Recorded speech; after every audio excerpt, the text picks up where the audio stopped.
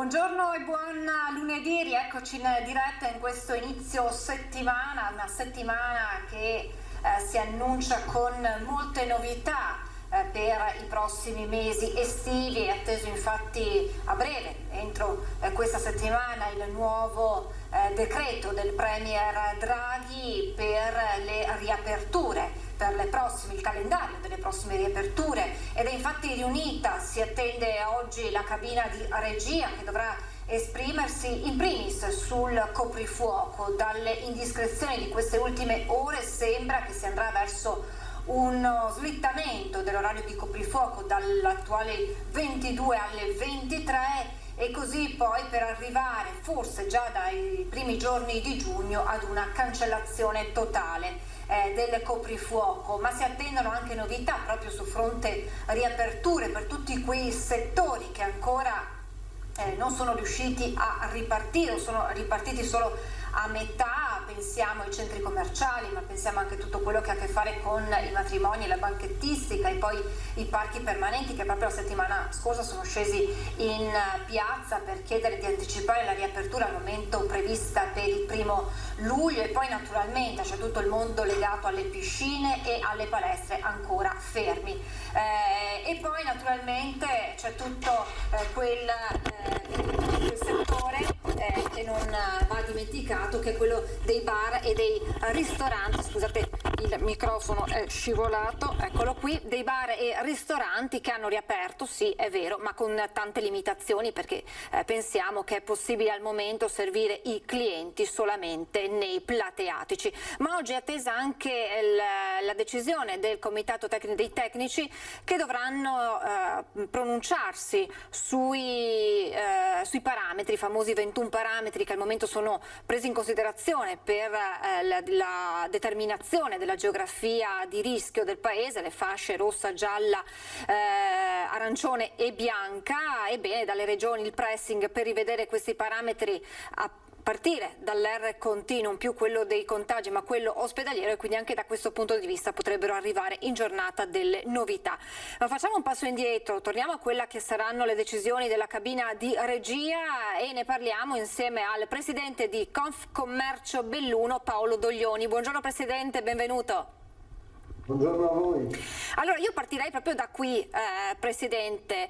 Insomma, si chiede il mondo dei locali di rivedere il provvedimento che prevede al momento solo la possibilità di ospitare i clienti all'esterno nei plateatici. Molti locali non sono forniti di plateatico e anche laddove vi sono, certo non sempre, non tutti i posti lo permette questo. Pensiamo alla montagna, mangiare fuori è già difficile in estate, figuriamoci in questo periodo che già qui in pianura le temperature non sono certo ideali per mangiare fuori. È un maggio davvero atipico, con temperature ancora basse, improvvisi acquazzoni, e quindi tanto più immaginiamo nel bellunese quanto sia difficile per i locali questo.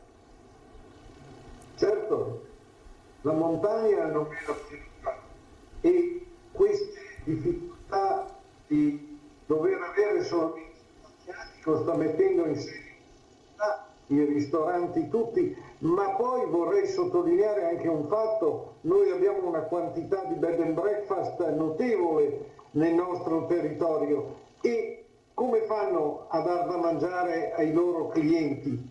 È un problema. Il ristorante dovrebbe essere aperto, cioè è tutto un problema. Io credo che la ripartenza con attenzione sia quello che noi dobbiamo fare. Ci sono i vaccini e abbiamo visto che c'è stata una campagna vaccinale ottima e tutti debbono vaccinarsi. Ci deve essere la mascherina, e magari anche se già vaccinati la mascherina è qualche cosa che può servire. E poi i controlli non in forma di multe e di roba, ma a stare attenti ai controlli. Tutte queste cose qui dovrebbero farci uscire per poter far vivere il territorio. E tenete conto che il territorio non vive solo per i miei associati, bar, ristoranti, alberghi, piscine, ma vive per chi ci lavora. E noi abbiamo un grosso problema anche nel Veneto di una povertà relativa, ma soprattutto oggi anche di una povertà assoluta di chi lavorava in questi ambienti e che da un anno percepisce uno stipendio molto limitato e con delle difficoltà. Quindi è questo che noi dobbiamo cercare in qualche maniera, e sicuramente all'interno, con i distanziamenti del caso, con le accortezze del caso, ma non possiamo mangiarli fuori. Abbiamo avuto, come dice lei, un maggio terribile, perché l'anno scorso era sicuramente migliore, chi se lo ricorda sa che era caldo, era possibile anche mangiarli fuori. Quest'anno no, di sicuro, è nevicato anche ieri sera, tanto per inciso. Quindi è stata una ripartenza solo in forma, diciamo, di forma, non di sostanza per il vostro territorio, perché insomma ospitare all'esterno non è possibile e quindi non è una ripartenza vera e propria come invece auspicano gli addetti ai lavori. Certo, noi dobbiamo far partire il lavoro. Ripeto ancora una volta, con tutte le accortezze del caso, ma dobbiamo farlo ripartire, altrimenti avremo una povertà che, come dicevo, non sarà più relativa, ma sarà assoluta. E questo crea dei problemi anche di ordine sociale, voi lo capite. Quindi tutto questo insieme. E poi lasciatemi dire una cosa, le agenzie delle entrate hanno ormai detto che sono in arrivo 100.000 accertamenti. E questi vanno proprio nei piccoli medi operatori, non solo del commercio, sto parlando di piccoli operatori. Bisogna anche lasciar vivere sta gente. Stiamo uscendo da un anno che è difficilissimo, abbiamo avuto dei problemi nella chiarezza dei decreti che ci hanno fatto diventare matti, gli uffici che dovevano dare delle risposte, come ho già detto altre volte, la sera era bianco, la mattina dopo era verde, ma non è possibile, ci deve essere chiarezza, altrimenti non ne usciamo da questa situazione. Dobbiamo rispettare le leggi, cercare il distanziamento, ma dobbiamo anche far lavorare la gente. Lavorare la gente anche togliendo il coprifuoco, perché non solo per insomma, le località di mare che abbiamo sentito anche sabato nella ripartenza degli impianti balneari lamentavano proprio questo, chi prenota una vacanza in Italia sapendo che poi deve chiudersi alle 22 ma anche alle 23 in un albergo, in un campeggio, in un appartamento, ma la stessa cosa vale per la montagna, il fatto di non potersi fare una passeggiata oltre le 22, di dover correre a casa, ma anche dopo le 23, quando si è in vacanza si sa che si fa sempre più tardi, penalizza tutto il comparto turistico. Certo, io sono un caso a parte, perché io generalmente vado a letto alle 9. Anch'io. Ma capisco che c'è della gente, come dice lei, in vacanza, che noi abbiamo perso, io do dei dati, pensate, 9 milioni di presenze dalla Germania in quest'anno passato,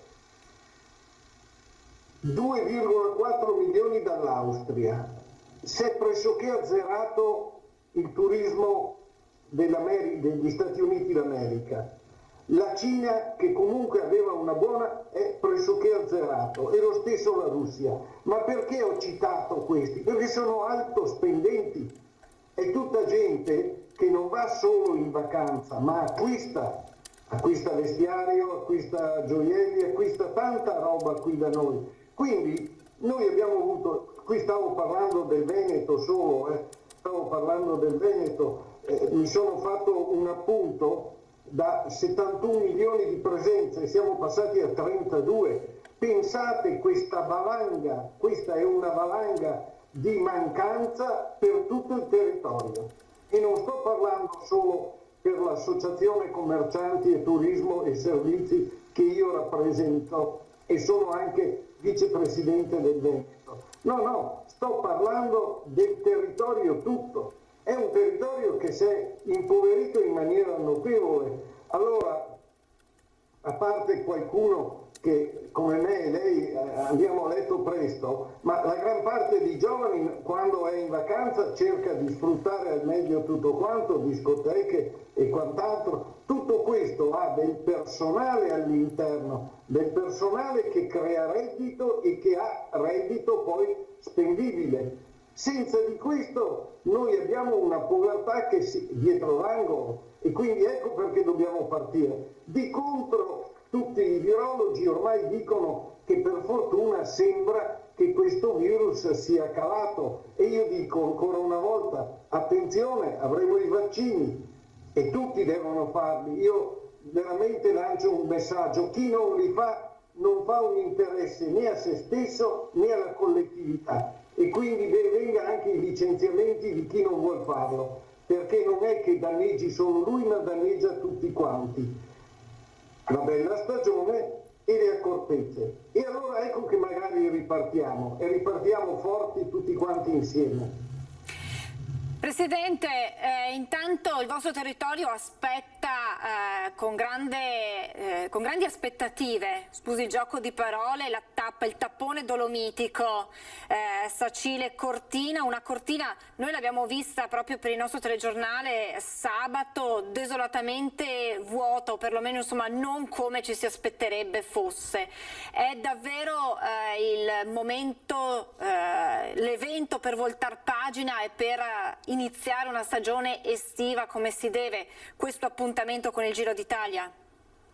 Sì, il Giro d'Italia sicuramente richiamerà, perlomeno dal punto di vista mediatico, molti spettatori, e poi appena passato il Giro verrà il bel tempo. Di sicuro già profetizzo che quando passa il Giro ci sarà pioggia, vento, neve, perché è sempre stato così, ma appena è passato torna il bel tempo, quindi bene il Giro, bene che passi e che quindi arrivi il bel tempo.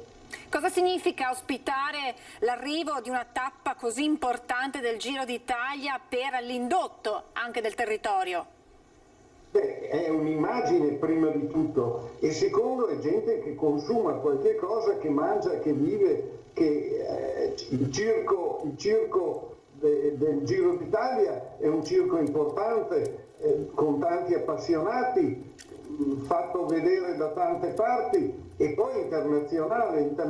Tenete presente che chi è venuto per i campionati del mondo di sci a Cortina da posti lontani sicuramente sarà un promoter del nostro territorio, perché il nostro territorio, io parlo di tutto il territorio veneto, ma per la montagna è evidentemente il territorio bellunese, è una meraviglia, e quindi della gente farà pubblicità, e se si apriranno queste frontiere magari con un tesserino di vaccinazione oppure di non portatore di virus, questo è un grande vantaggio per tutti noi veneti, che aspettiamo il Giro, ma soprattutto aspettiamo la ripartenza con grande desiderio.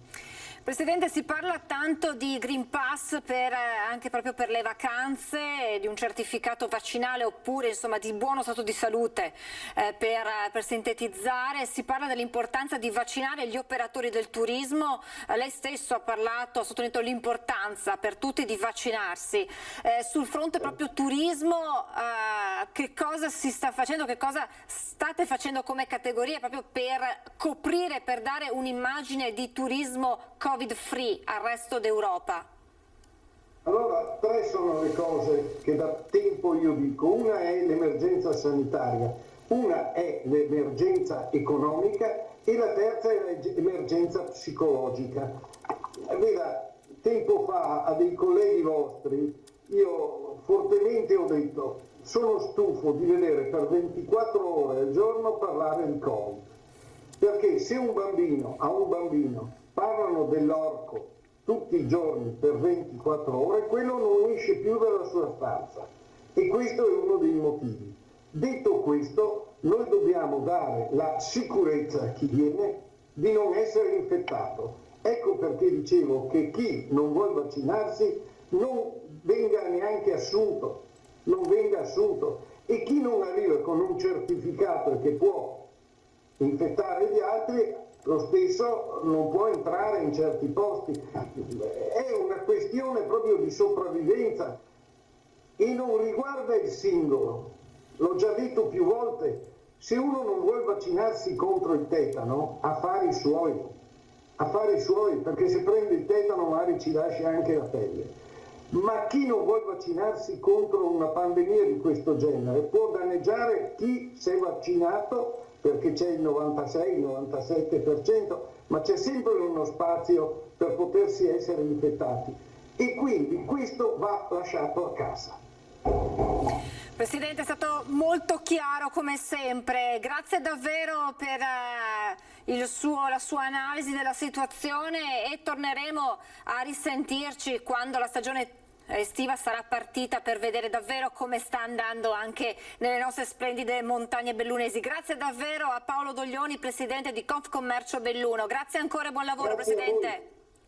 Grazie a voi. Grazie a lei e continuiamo su questa scia di riaperture, di nuovi provvedimenti in arrivo da parte del governo. Oggi lo ricordiamo, cabina di regia proprio per parlare di coprifuoco e di nuovo calendario, roadmap delle riaperture insieme al nostro ospite.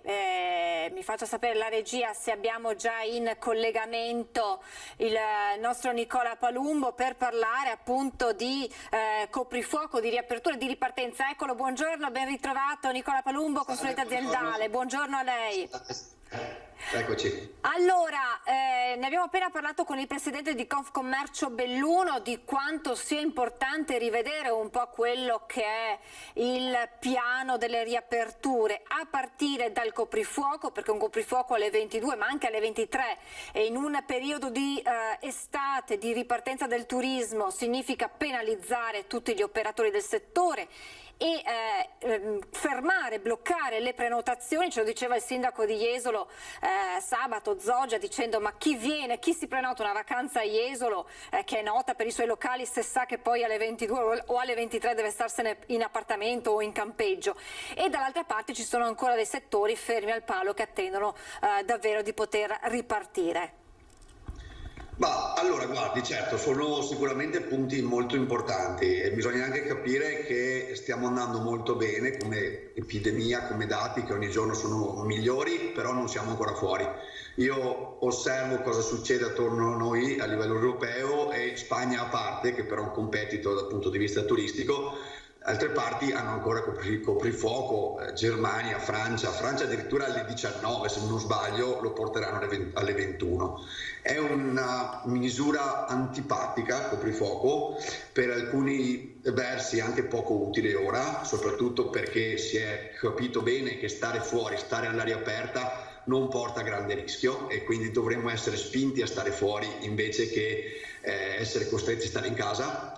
Perché non sto dicendo nulla di nuovo se dico che le persone si incontrano in casa e lo fanno anche dopo le ore 22, quindi il senso di rinchiudere gente in casa quando invece si potrebbe stare fuori con il bel tempo, speriamo che arrivi perché è stata una settimana molto dura anche dal punto di vista meteo, potrebbe e dovrebbe essere una cosa intelligente che va nella direzione giusta.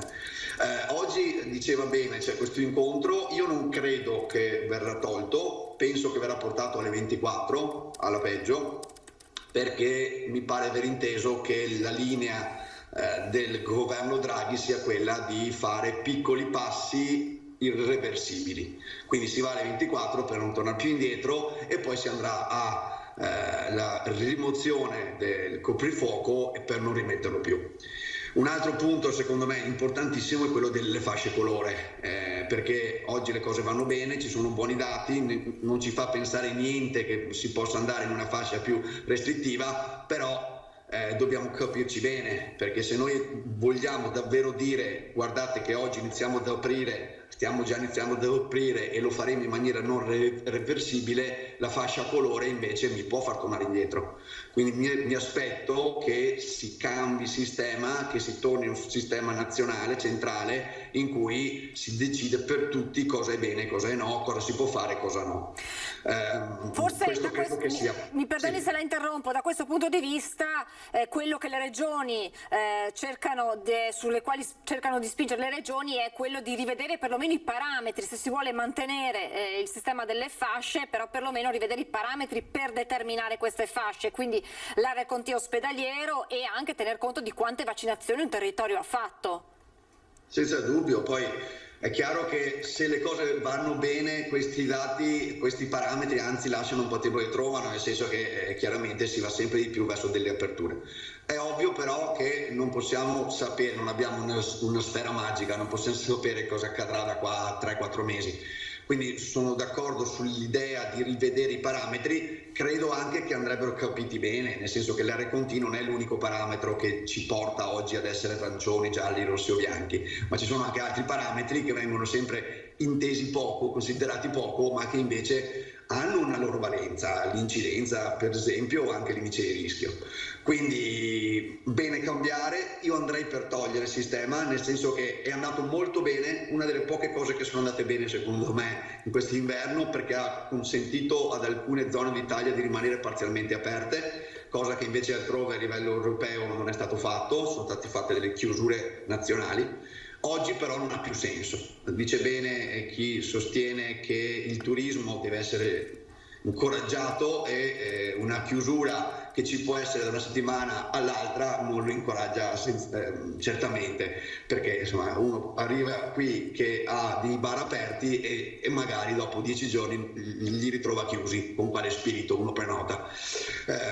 Circa il coprifuoco penso che abbia le ore contate, cioè oggi forse lo sposteranno di un'ora o due, ma entro 10 giorni verrà tolto. Questo pare da quello che si sussurra negli ambienti governativi e da quello che possiamo dire anche in base alle dichiarazioni della stampa degli attori di questa decisione. Sì, sembra questa la strada insomma che intende percorrere il governo.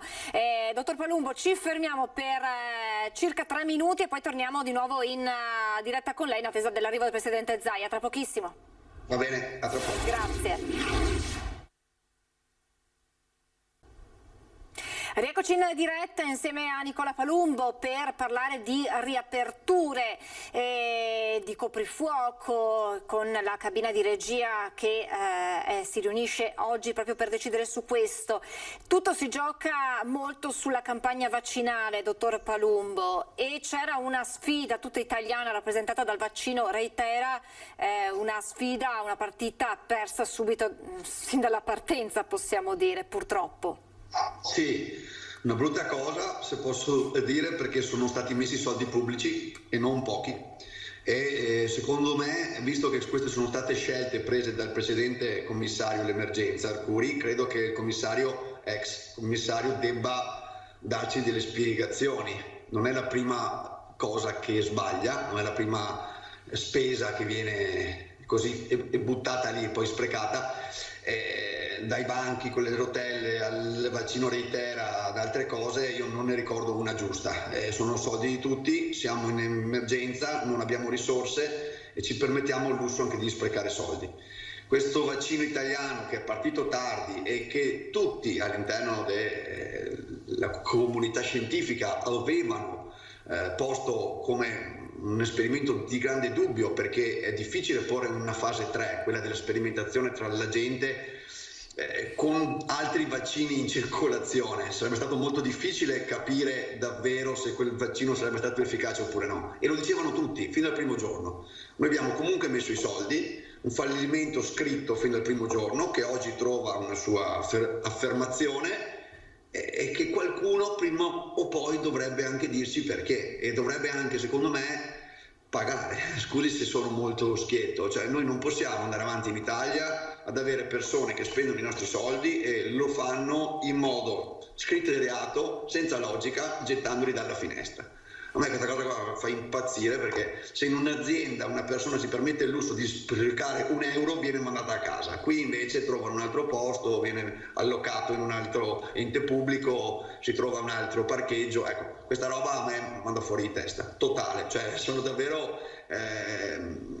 arrabbiato per questa cosa, perché non si possono sprecare i soldi così, è una vergogna.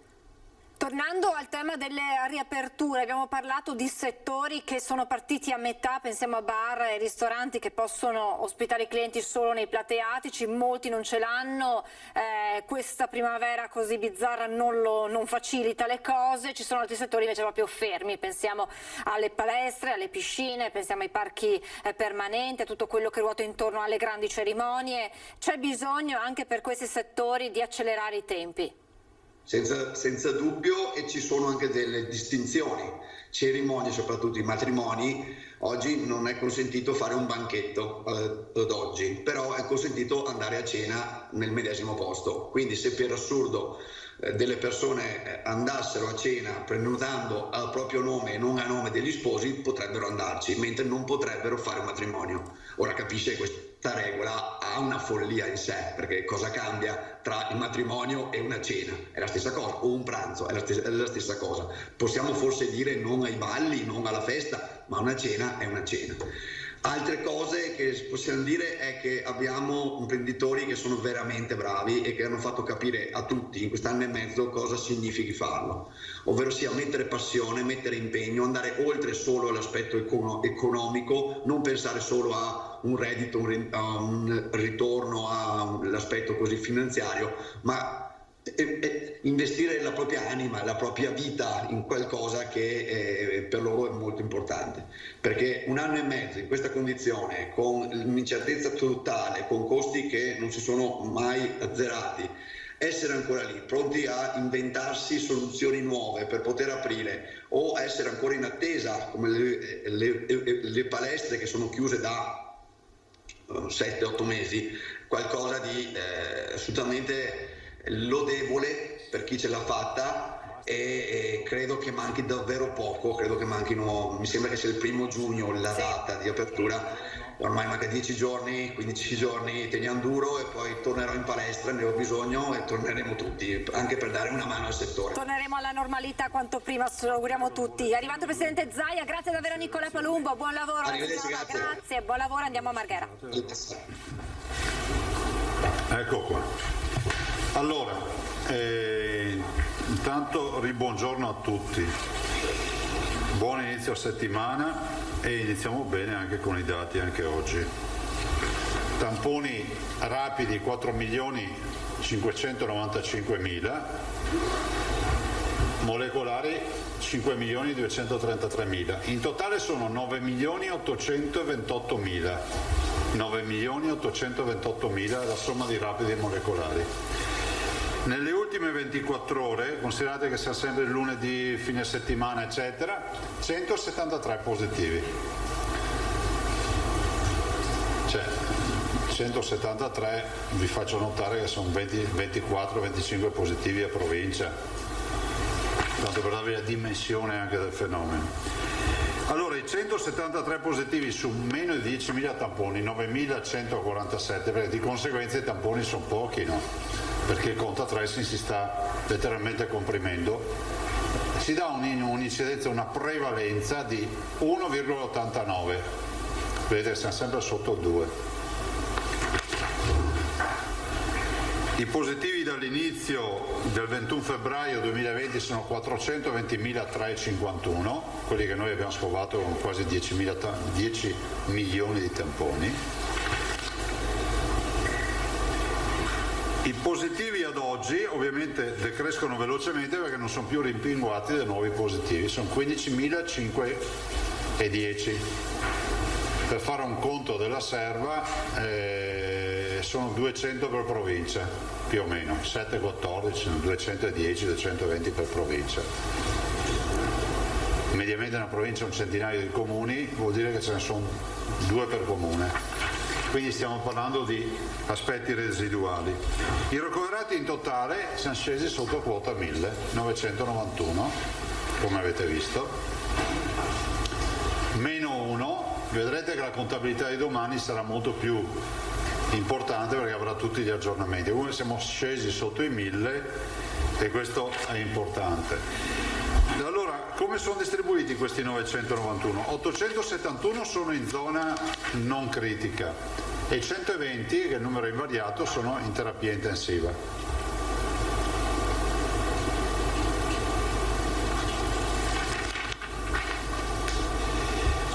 In terapie intensive, che sommate alle 120 di prima, allora le non Covid, eccola qua, con la Covid, fanno 3,96. Anche qui stiamo arrivando a dati sempre più vicini all'ordinarietà. Noi avevamo mediamente 250-300. Totale dei morti 11.487 più 2,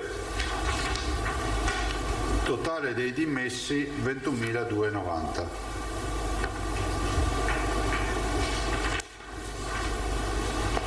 Voi sapete che queste sono ore cruciali perché il dibattito nazionale, cioè la riunione della cabina di regia oggi, è un dibattito che ci vede da fuori come osservatori pensare che qualcuno, speriamo, metta a mano a sta storia del coprifuoco, piuttosto che il tema della ristorazione all'interno e non solo all'esterno, e il tema del finalmente dare una risposta al mondo delle piscine, che al coperto non ha ancora certezza su come che approccio ci sarà. Allora, come diciamo sempre noi, allora, dati negativi, il virus c'è ancora. Se tu hai, ovviamente, vedete un dato di quanti erano?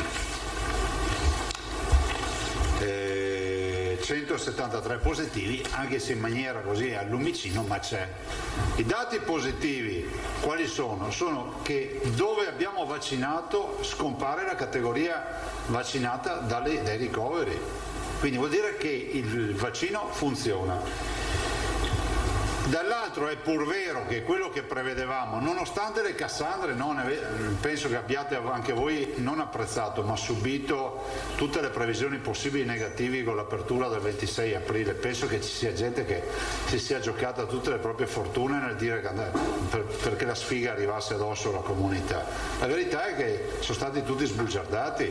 Adesso, per carità, il virus ci ha insegnato che ci sono cambiamenti repentini di scenario, però è pur vero che quell'idea, mi ricordo il professor Palù che ci ha sempre detto, arriva la buona stagione, arrivano l'incidenza dei raggi ultravioletti, le temperature, l'arieggiamento eccetera, scientificamente non si sa ancora perché, ma i virus, diciamo, influenzali, comunque i virus respiratori, hanno un andamento correlato all'andamento stagionale. Infatti l'influenza d'estate non ci si ammala. Allora, il vero tema è, la domanda che tutti si fanno, ha senso buttare il cuore oltre ostacolo oppure no? Io penso che abbia senso seguire e accompagnare questo processo, il che significa mettere mani al coprifuoco, il che significa cominciare ad allentare un po' di più. Dopo è innegabile, è inutile che facciamo finta di non saperlo, che comunque, come si può dire, un minimo di collaudo sul campo è già stato fatto, perché comunque qualche assembramento l'abbiamo visto, perché comunque la ristorazione ha lavorato, insomma io penso che ci siano i presupposti di fare un ragionamento che sia un po' più di disponibilità rispetto a quello che sono le attività umane. Noi abbiamo chiuso le ultime 24 ore con 28.317 vaccini e vi do un dato importante, siccome prima vi ho detto ma guardate che dove si vaccina si vede già l'effetto negli ospedali, allora gli ultraottantenni sono ormai arrivati di fatto, abbiamo le ultime vaccinazioni, comunque ad oggi in questo momento sono 97,4% dei vaccinati. I 70-79 sono arrivati in questo momento all'83,7%.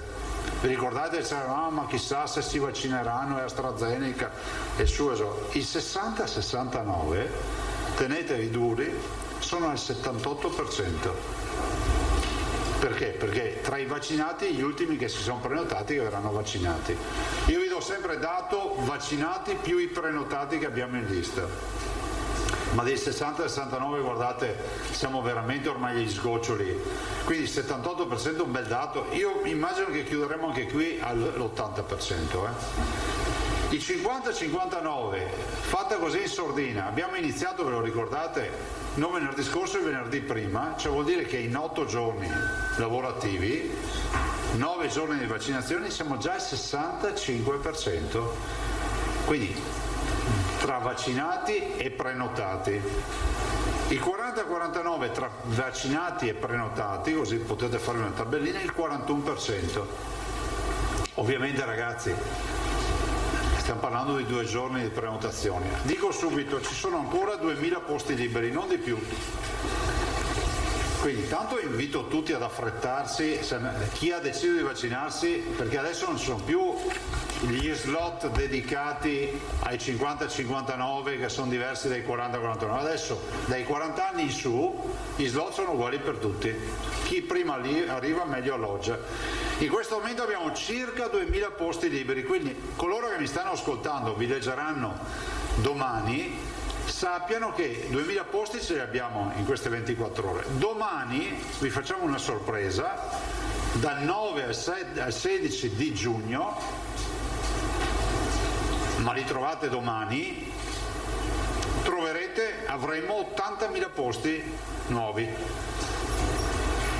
Quindi l'invito di occuparli, perché se non vedo posti occupati, se non vediamo, ne parlavamo anche stamattina con l'assessore, posti occupati, noi apriamo ulteriormente, cioè vuol dire che a quel punto diremo al 40enne indeciso, al 50enne indeciso, guarda, pensa tranquillo che intanto vacciniamo tutti gli altri, il resto della popolazione che ha diritto di essere vaccinata.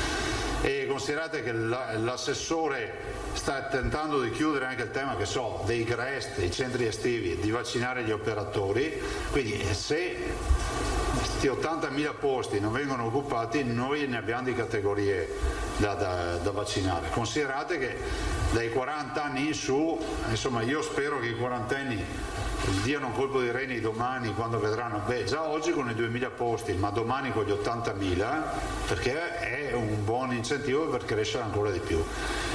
Devo dire che non hanno, come si può dire, non hanno prenotato poco i quarantenni, hanno prenotato tutto quello che era prenotabile. Cioè, hanno superato anche i cinquantenni nella prenotazione del primo giorno, vi ricordo, sono stati molto più performanti, solo che adesso aggiungiamo altri 80.000 posti, perché da domani, di fatto da domani, è probabile che qualcuno abbia già, qualche USA li abbia già ritoccati in questo momento, ma per essere corretti provate a entrare nei portali, perché poi chi entra non è che vede se sono 80.000 o 2.000.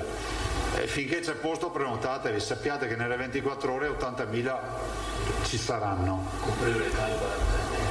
Dai 40 in su, non ci sono più categorie dedicate, a parte la frazione per i disabili vulnerabili che resta sempre i fragili, ma per quanto riguarda le fasce d'età la priorità è solo dai più giovani in su, nel senso che sono tutti uguali, quindi il settantenne adesso prenota dove può prenotare un quarantenne, per capirci.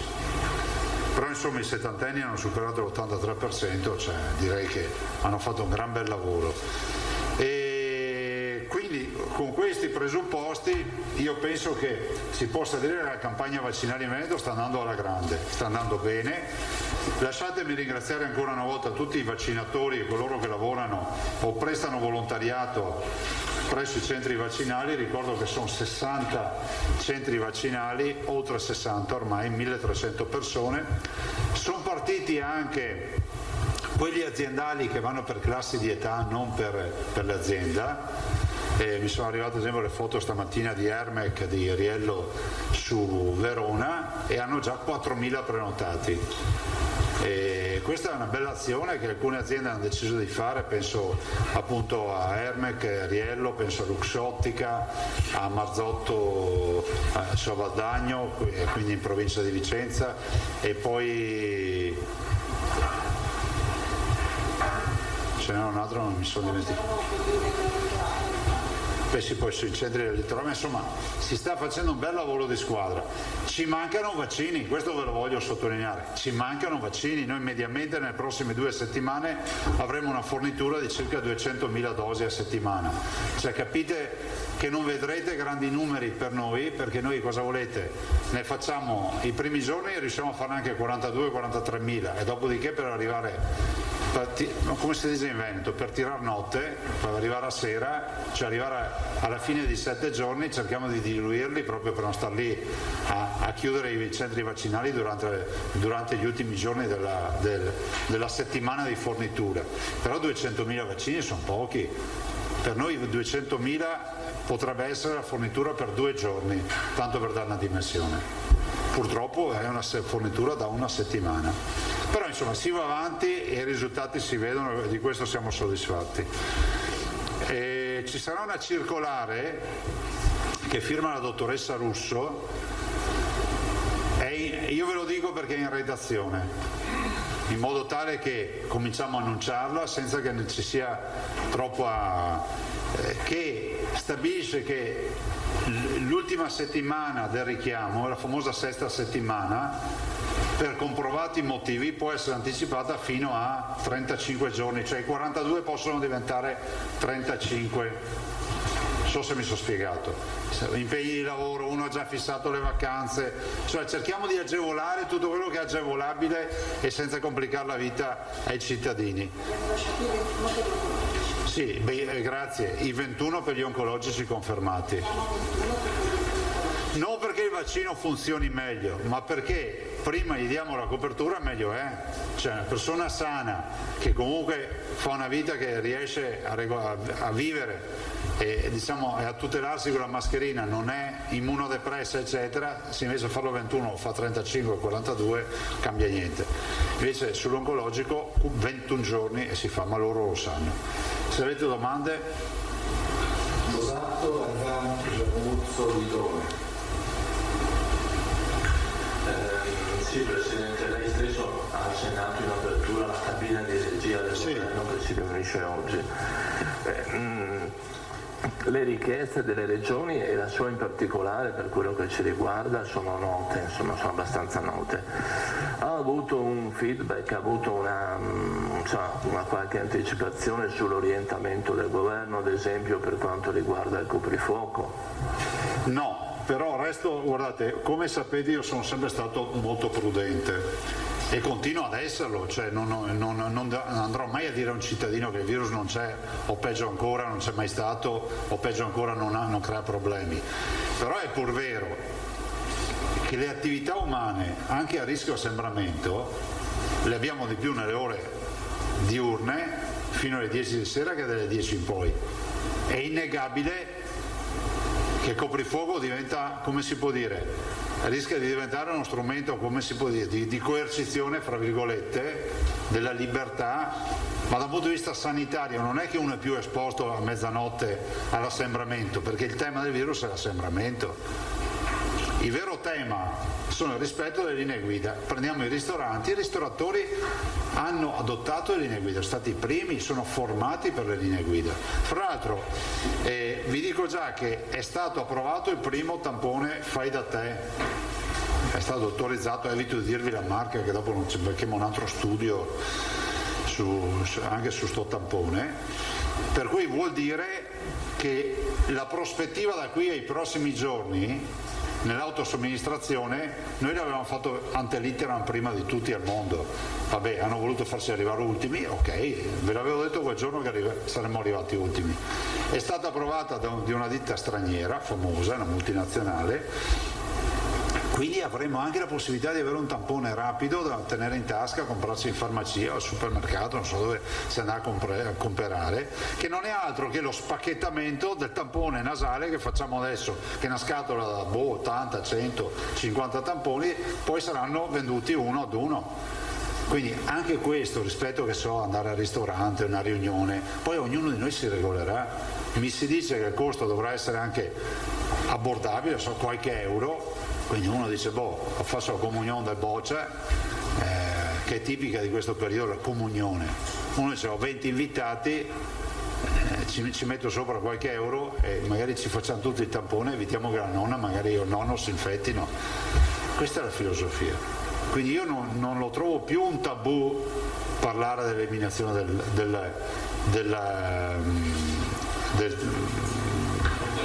del coprifuoco. Considerate che poi abbiamo una serie di attività che sono state massacrate, spettacoli viaggianti, intrattenimento, palestre, guardate, le palestre sono massacrate, e piscine, insomma, e direi di cominciare nel rispetto delle linee guida di fare qualcosa. Cioè, le palestre sono ancora chiuse, scusatemi, si entra in palestra e anche le piscine, si entra in palestra con la prenotazione, c'è la misura della temperatura, l'igienizzazione delle mani, c'è distanziamento sociale perché è contingentato il numero. Adesso io non voglio fare altri paragoni, ma mi sembra, senza citare le attività, che in molte altre attività tu ci vai senza problemi. Cioè, non ho capito qual è la differenza. Anche il posto di lavoro, che differenza è con una palestra? Cioè, non lo so, cioè, cerchiamo di fare in modo che riparta questa economia. Spero che noi abbiamo già dato. Ecco, a proposito di ripartenza dell'economia, ha qualche segnale aggiornato, qualche indicazione circa le previsioni per la stagione turistica? Perché lì si sentono voci un po' contrastanti. Alcune associazioni dicono ma sì, ci sarà un ritorno, una ripartenza, altri parlano di disdette. Io sono convinto, vedendo i dati, siamo già quasi un più 10% di prenotazioni, cioè noi dobbiamo guardare un dato intanto che metà dei cittadini italiani farà le vacanze nel bel paese, no? Farà le vacanze in Italia. Noi siamo interessati dal fatto che la nostra industria, che fattura circa 18 miliardi di euro, quella turistica, è rappresentata dal 67% di turisti stranieri, quindi noi siamo quelli che hanno più i ferri in acqua su sto tema. Ho l'impressione che non sia l'alta stagione che ci preoccuperà, cioè il luglio, definiamola alta, il luglio-agosto, no?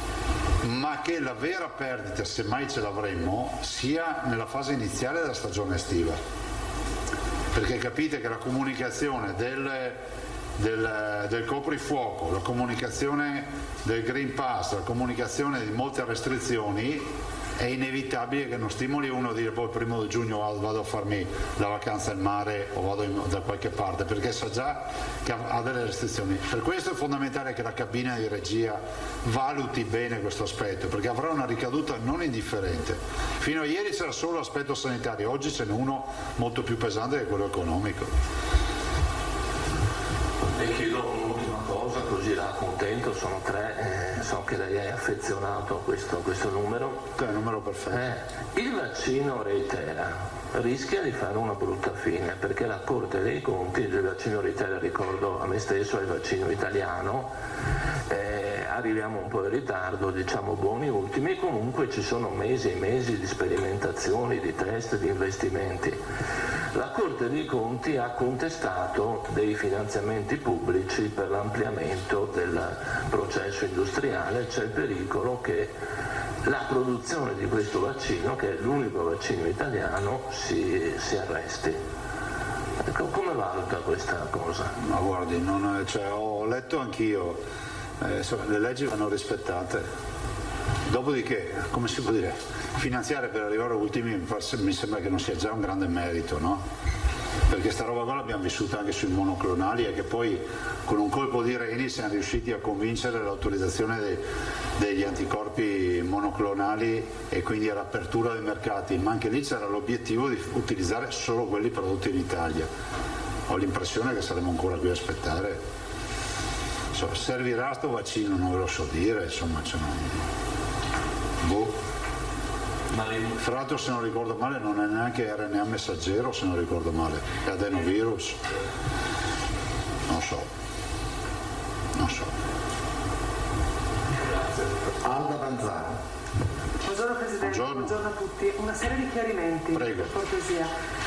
Gli 80.000 posti nuovi sono da domani, cioè da domani io posso prenotare e avrò dal 9 giugno al 16 giugno 80.000 posti nuovi. Sì. Perfetto. La possibilità di anticipare a 35 giorni è in capo all'ULS o al singolo? No, è singolo. E come deve fare?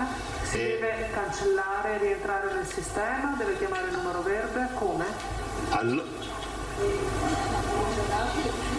No, allora noi abbiamo quelli prenotati che vanno di default, allora stiamo vedendo per casi eccezionali o casi di chi ha delle necessità, casomai cercherà per le vie brevi di trovare una soluzione, non so, chiamando il numero verde o per le nuove prenotazioni. No, parlo di quelli che sono già prenotati che possono avere un problema che gli è nato. Le nuove prenotazioni al momento della conferma, tu quando vai al centro vaccinale ti dicono il suo richiamo e tu dici guarda io avrei questo problema, quindi Perfetto, quindi appena uscirà la circolare della dottoressa Russo, chi farà la vaccinazione potrà al momento di prenotare il secondo richiamo, la seconda dose, dire fatemelo un po' prima. Esatto. Va bene. Invece i vecchi che hanno già fissato, se avessero problemi, cercheranno per le vie brevi di segnalare le loro difficoltà. Ma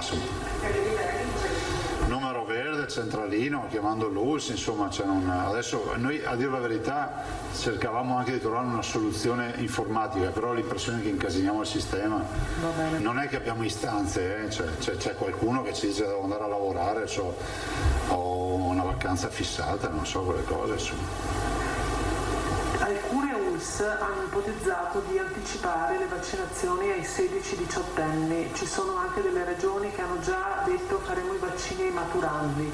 Fascia d'età 16, 18, 19 anni, che indicazioni ci sono come Veneto? Noi per ora dobbiamo, intanto vi ricordo che stiamo prenotando quarantenni che sono più esposti e li stiamo prenotando per un potenziale di vaccinazione dal 9 al 16 giugno, gli ultimi che prenoteremo da domani, e sono già prenotati alcuni.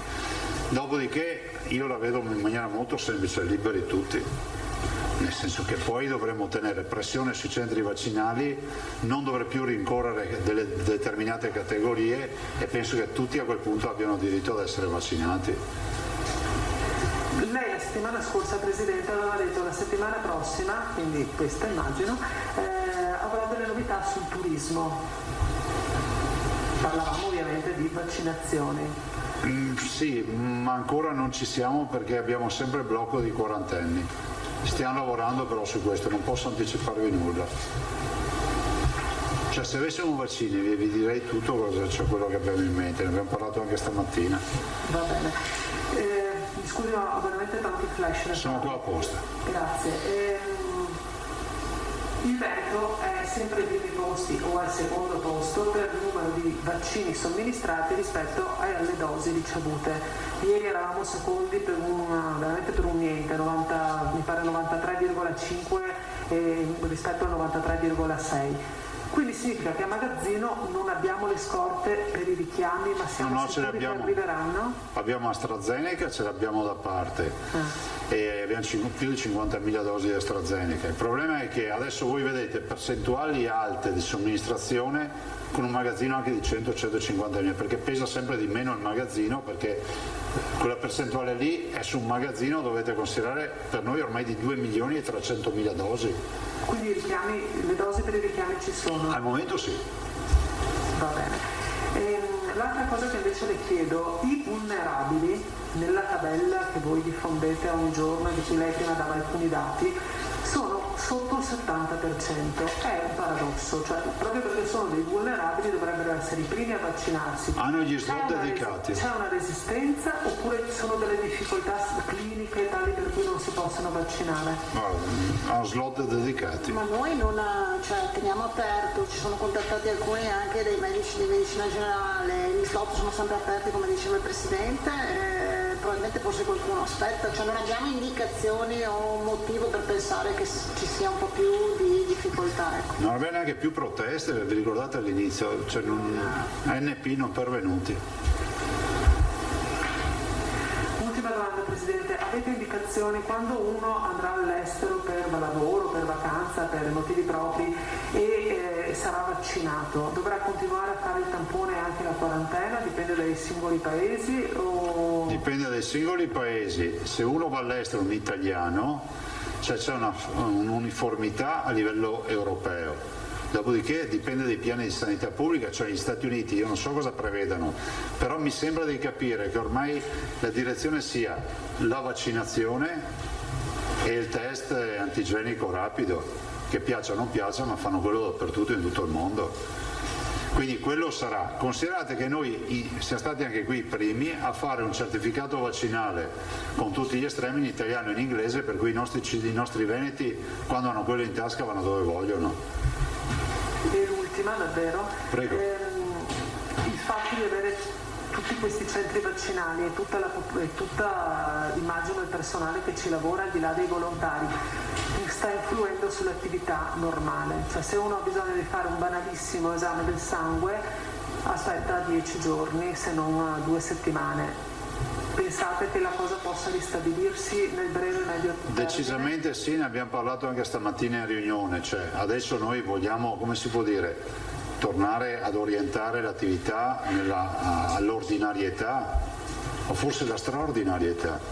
Considerate che noi abbiamo un pregresso, faccio un esempio, mammografie. Noi abbiamo avuto un sacco di pazienti che non si sono presentati, giustamente preoccupati di entrare in ospedale. C'è stata anche la psicosi di andare in ospedale. Tutti voi conoscete qualcuno che vi ha detto aspetto ancora un attimo per una prestazione perché in ospedale non vado, no? L'abbiamo visto in pronto soccorso, siamo passati da 4.500 accessi quotidiani a 1.200 la punta più bassa, ma non è che fossero di meno i veneti, usavano di più il cerotto magari in alcuni casi, no? Per cui noi dobbiamo recuperare un sacco di prestazioni e stamattina abbiamo parlato, guardate, questi dati ci rendono felici, intanto perché i veneti rischiano sempre di meno, ma poi perché torniamo a curare meglio i veneti, perché tutte le regioni hanno questo problema della depressione dell'offerta sanitaria a favore del Covid. Sui centri vaccinali ti rispondo, è un grande tema, no? Perché se è vero che arriveranno tanti vaccini, noi vogliamo fare la battaglia finale, no?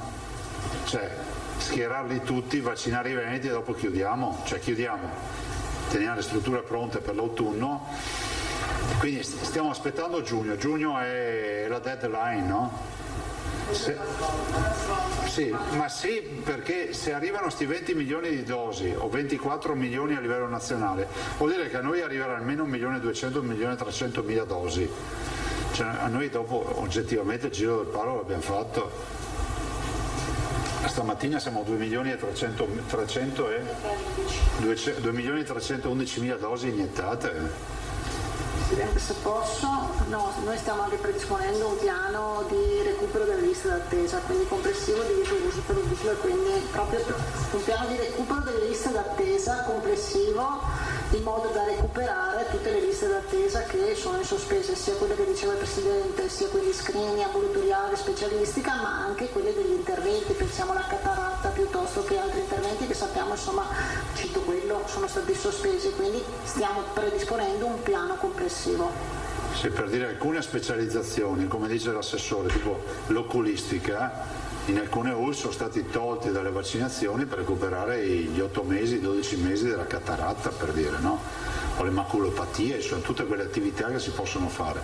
Però insomma, noi adesso con colpo di reni, guardate, io penso che con giugno sta partita si fa uscire dalla fase acuta e lì poi pancia a terra dobbiamo recuperare tutto. Ad esempio gli screening oncologici sono un altro dei grandi temi. Prima citavo le mammografie. Noi abbiamo avuto pochi, ad esempio, dispersione sullo screening del colon retto, anche lì perché non andavano in ospedale. Cioè, abbiamo avute tante di queste partite, non è che è colpa dei pazienti, sto dicendo che poi anche i servizi sono stati erogati in maniera. Quindi giusta l'osservazione. Ma anche Presidente, le campagne di screening che noi facciamo e mandiamo la lettera, sapete, come diceva il Presidente, molti non se la sono sentita comunque di andare a fare lo screening come da. Quindi dovremmo un po' recuperare tutto questo. Però recuperiamo. Assessore, possiamo avere un. Mi stanno calcolando, appena ho questo dato, che stanno predisponendo questo piano di recupero, vediamo anche tutti i dati, quindi anche suddivisi. Sì, voglio ricordarvi che il Covid, se c'è una roba positiva che ha portato, è che si è riusciti ad assumere 1.300 medici. E quindi, ad esempio, le USCA adesso, non andando più a fare il contact tracing o i tamponi, vanno a fare le vaccinazioni spesso. Cioè, i giovani medici delle USCA. Attenzione, che non è che avevano ragione quelli che per 10 anni ci hanno detto che non assumavamo medici, perché uno può dire cavoli, ma li avete assunti in un anno ne avete assunti 1.300. Sono cambiate radicalmente le leggi in questo anno. Quando noi, vi ricordate quando abbiamo assunto i famosi 300 laureati non specializzati di pronto soccorso? Adesso è roba normale? Allora se la sono vagonate di parole, mi sono preso. La proroga a 70 anni per i medici per non farli andare in pensione subito è roba del Covid, insomma, non è accaduto, insomma. Oggi si deroga a tutto, l'importante è che uno sia laureato in medicina. Giacomuzzo, poi Guidone, poi Bonet. Buongiorno. Presidente, alla luce di questi dati di buona adesione dei quarantenni, dei cinquantenni, ma ha un'idea del periodo in cui il Veneto potrebbe raggiungere l'immunità di gregge? Guardate, l'immunità di gregge, visti i numeri, si raggiunge solo nel momento in cui si vaccinano anche i ragazzi. Cioè, questo è un tema proprio epidemiologico, non competerebbe neanche a me a dirlo, perché fate due conti, se l'immunità di gregge è il 65%, capite che bisogna andare sui giovani per arrivare al 65-70%, però questi sono calcoli che fanno, diciamo, coloro che sono esperti di malattie infettive, di epidemiologia, di virosi eccetera. Io dico che i veneti stanno rispondendo bene, in maniera volontaria, vi ricordo, guardate che sono dati importanti, cioè i 50-59 che mi fanno il 65%, e non è poco, perché questi chiudono il 70% alla fine. Io vi dico oggi 70-79 che fanno l'83,7%, è straordinario, per cui ci vuole anche un po' di pazienza, ma insomma vacciniamo. Per quanto riguarda invece il dopo quarantenni, ho capito che fa fatica a dare indicazioni. Ma secondo me liberi tutti. Cioè. Però lei prima parlava anche di una categoria, ha parlato degli animatori del GREST, quindi avete in mente alcune categorie? Questo è un servizio che va dato ai GREST, tanto vero che l'assessore assistente, se vuoi spiegarlo. No, allora noi siamo in attesa, sapete, delle linee guida nazionali sulla riapertura dei centri estivi che mi auguro saranno al CTS sabato, mi sembra, mi auguro insomma che escano in modo che tutte le amministrazioni riescono a organizzarsi. Negli incontri che io ho fatto con quelli che gestiscono qua in Veneto, le parrocchie soprattutto, si parlava di riuscire, che sarebbe opportuno e concordiamo, a mettere in sicurezza se non tutti gli animatori, soprattutto quelli che fanno i campi scuola, quindi che vanno via, che dormono via, quindi che sapete insomma che con le parrocchie eccetera, e quindi quelli che sono una fascia che non sono una fascia altissima, però insomma sono un numero, sicuramente devono avere una corsia preferenziale, perché poi comunque gestiscono questi ragazzi in montagna piuttosto che in altre parti, e quindi l'idea è quella di mettere in fila adesso queste categorie, come possono essere altre, e poi dare priorità man mano che abbiamo i vaccini. Insieme a questa allora c'è anche quella degli operatori del turismo, sui quali stiamo facendo un progetto, se ci va in porto, ad hoc. E l'altra cosa, per quanto riguarda invece le seconde dosi in vacanza fatte, cioè da noi siamo disponibili e siamo anche apripista per questo. Può darci qualche indicazione su come siete adesso? C'è una riunione oggi pomeriggio a livello nazionale. Cioè, sarà per noi la dottoressa Russo, il mandato che ha è che noi vogliamo fare le seconde dosi ai turisti non veneti. Sì. Sì, italiani. Ma a dire la verità io ho anche detto, anche gli stranieri se vogliono gli troviamo una soluzione, l'importante è che ci autorizzino. Sentite, ormai sta diventando un plus a fare il vaccino. Però è un po' complicata, però l'idea che dicevo anche stamattina in riunione, inutile che cominciamo a farsi le patturne, l'anagrafe, tu arrivi da me, hai un pezzo di carta che hai fatto la prima dose, che non è che puoi venirmelo a dire a voce, io ti faccio la seconda, te la certifico sopra, ti faccio un timbro, vai nella tua ULSS a Catania piuttosto che a Napoli o a Aosta e dici, boh, mi sono vaccinato in Veneto, questo è il lotto del vaccino e tutto, registrami. Sì, dopo non è che possiamo rimboccare anche le coperte, cioè, questo no.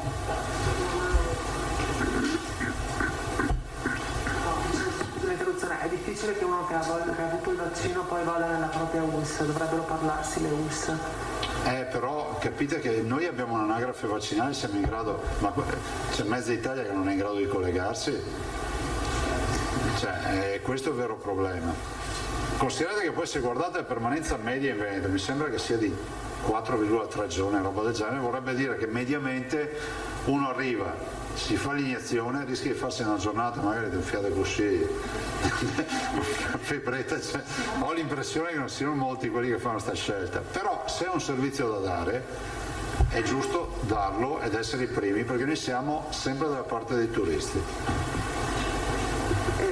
Un'altra precisazione, scusa che mi è venuta in mente adesso, Presidente, ma quando lei parla di liberi tutti vuol dire che sarà un grande open day totale? No, liberi tutti, non ci sarà più una categoria da vaccinare, ma saranno i cittadini dai 16 ai 40 anni, perché che è quello che rimane da vaccinare. Certo. Sì, la piattaforma funziona, ha passato 1.200.000 prenotazioni, anzi 300 forse. Bene, ok Cristina. Vi ricordate quando mi chiedevate ma perché non adottate il portale delle poste? Noi ce l'abbiamo semplice e ha funzionato. Guidone, sì, buongiorno Presidente. Mi ha proprio appena anticipato la collega, quindi dai 16 ai 40 voi ritenete la macchina ha funzionato, non ci saranno delle modifiche sostanziali nella prenotazione? No, è impossibile fare l'accesso libero con un target così ampio, sono milioni di persone. E per quanto riguarda invece, tornando al discorso della ristorazione all'interno dei ristoranti che non dispongono del plateatico, oppure sulle piscine, sulle palestre, ecco, voi aspettate di vedere cosa viene fuori da questa ultima cabina di regia, oppure farete in modo di far arrivare una vostra proposta anche perentoria? Una richiesta precisa? No, le regioni sono già mosse con una proposta, il problema è che noi, a differenza di maggio dell'anno scorso, in barba all'autonomia ci hanno tolto la possibilità di fare attività diciamo di allargamento, possiamo solo fare l'attività restrittiva, cioè per capirci io potrei chiudere il ristorante anche all'aperto, ma non potrei aprirlo al chiuso in questa fase qui, cioè il mio potere è quello di restringere e non di allargare. Mi sembra che non sia il caso. Grazie. Prego. Bonet. Sì, Presidente, buongiorno. Parliamo delle discoteche, questa ipotesi del doppio tampone, test di massa, la convince? Visto che insomma ha un'esperienza. Che è la proposta del? Come scusi? Di chi è sta proposta? L'ho letto sul giornale stamattina, per cui credo sia un alvaggio del Silva anche. Guarda, io so una cosa, che il mondo dell'intrattenimento, che detta per uno che fa il premio Nobel stando a casa, significa che va a divertirsi a drogarsi. La verità è che è un settore diciamo economico importante e che dà lavoro a migliaia di persone, anche in Veneto, e che è un elemento fondamentale per la promozione turistica. Pensate solo a tutto quello che è il turismo dei giovani, cioè c'è un'isola in Spagna che si è fatta strada solo per questo, cioè Ibiza, e quanta gente ci va a Ibiza, poi ci vanno anche le famiglie, ci va di tutto, piuttosto che altre realtà. Quindi io dico che loro hanno sempre, e qua va riconosciuto al mondo delle discoteche, si sono sempre resi disponibili al tampone, a fare tutte le verifiche, cioè lo dico, fateci aprire e metteteci alla prova. E penso che debbano essere ascoltati, ma non lo dico perché diciamo conosco il loro settore, lo dico perché penso che sia un fatto di correttezza nei loro confronti, come anche quello di spettacoli viaggianti, sinceramente. Non dimentichiamoci che anche quello è un settore che ha come ultimo anello il gestore della giostra per noi, ma alle spalle noi abbiamo le realtà più grandi produttrici al mondo di attrazioni. Quindi le grandi giostre da milioni di euro vengono prodotte in Veneto. Prego? In Polesine dico. Sì, Polesine, Vicenza, Altavilla Vicenza, insomma i grandi Luna Park del mondo non possono aprire se non hanno le giostre nostre. Quindi il mondo dell'intrattenimento e degli spettacoli viaggianti deve essere ascoltato e rispettato, perché dopo un anno, guardate, penso che in assoluto siano questi due settori che non hanno mai aperto. Va bene, piano forniture vaccini, abbiamo dei dati su questo? Sui 210.000 a settimana da qui al 16 di giugno, scusatemi, da qui a fine maggio, dopodiché aumenta di poco, però siamo sempre tirati. Quindi 2,10 questa settimana? Sì, fiacca. Ok, poi relata refero, medici di base dicono che loro non riescono a vedere i loro pazienti vaccinati, sì, e che quindi chiamano gente per prendere appuntamenti e questi gli dicono ma guarda che noi siamo già vaccinati, c'è un modo per... Il modo più rapido è quello di fare come fanno molti medici di base, di inserire il proprio nominativo e quindi dar modo al paziente di prenotarsi direttamente nel portale nostro. E so che il dottor Tognolo sta vedendo anche informaticamente come riuscire a risolvere questo problema, perché loro riescono a vedere il prenotato ma non il vaccinato, giusto? Cioè loro oggi riescono a vedere il prenotato ma non il vaccinato, e quindi hanno l'imbarazzo di chiamare magari Luca Zaia, che è il tuo paziente, e ti dice guarda, mi sono già vaccinato.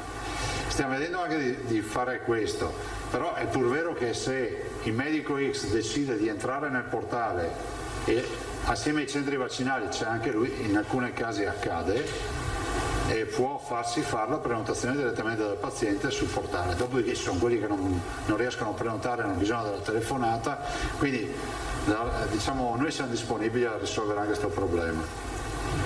Ok, grazie. Prego. Prigioni. Buongiorno a tutti, buongiorno Presidente. Buongiorno. Oggi si dovrebbero decidere anche le eventuali revisioni dei parametri per la classificazione delle regioni. Ha un'anticipazione in merito? Nessuna, però alla luce anche dell'andamento epidemiologico risulta ottima la proposta che fanno le regioni, cioè l'incidenza, vi ripeto le categorie, sotto i 50 zona gialla, 50 positivi a 149 positivi su 100.000 abitanti zona gialla, quindi zona bianca prima, zona gialla, 150, 250 zona arancione, anzi 2,49, 2,50 in su zona rossa. Vai in zona arancione se hai più del 30% di terapie intensive e più del 40% di area non critica. Vai in zona arancione se hai fino al 20% di terapie intensive e 30% di zona non critica. Basta. Quindi potrebbe essere accolta insomma l'ipotesi e la proposta delle regioni? Insomma, le regioni sono sempre d'accordo, il governo... No, da parte del governo dicevo. Ma io spero di sì. Allora, se un mese fa c'erano i prudenti e gli incoscienti, oggi posso dire che dovremmo essere entrati nella fase di quelli che guardano con obiettività i numeri. Grazie. Ma perché un giorno ho fatto un bel punto della situazione di tutti quelli che hanno chiamato nera che non finiva più. Sapete cosa pesa per la nostra economia chiamare nera? Questo è il vero tema. È come dire di avere le alghe in mare, non viene Pesa anche psicologicamente. Banza. Presidente, mi potrebbe cortesemente ripetere i dati delle vaccinazioni, perché non mi ritrovo con la tabella che ci avete fornito, cioè mi ritrovo con 97% rotti per gli over 80, 83,7 per i 70-79 anni. Negli altri dati che ci ha dato lei 60-69 78% tra vaccinati e prenotati. ecco, quindi è tra vaccinati e prenotati. Sì, per tutti vale questo, No, ottantenni e settantenni sono quelli già fatti. Sì, sono quelli fatti. Quindi dai 60 in giù contando anche le prenotazioni, 78, 65 e 41. Perfetto. Grazie. Buon lavoro. Se non ci sono altri ci sentiamo domani. Non ci siamo perché siamo in giunta. Scusa, sì, è vero. Buon lavoro, grazie.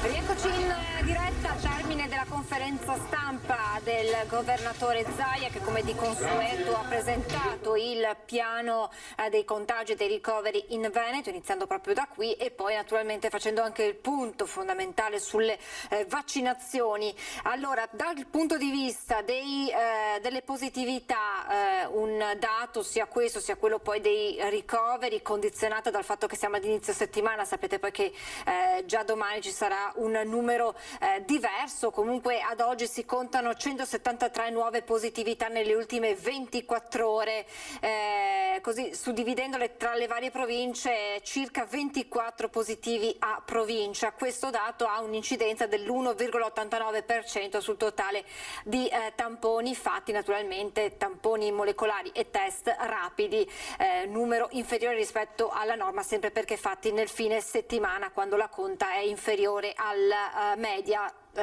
che registriamo nel resto della settimana. Complessivamente si contano circa 200 positivi a provincia, in un'ottica comunale, ha detto Zaia, sono circa 2 positivi per comune.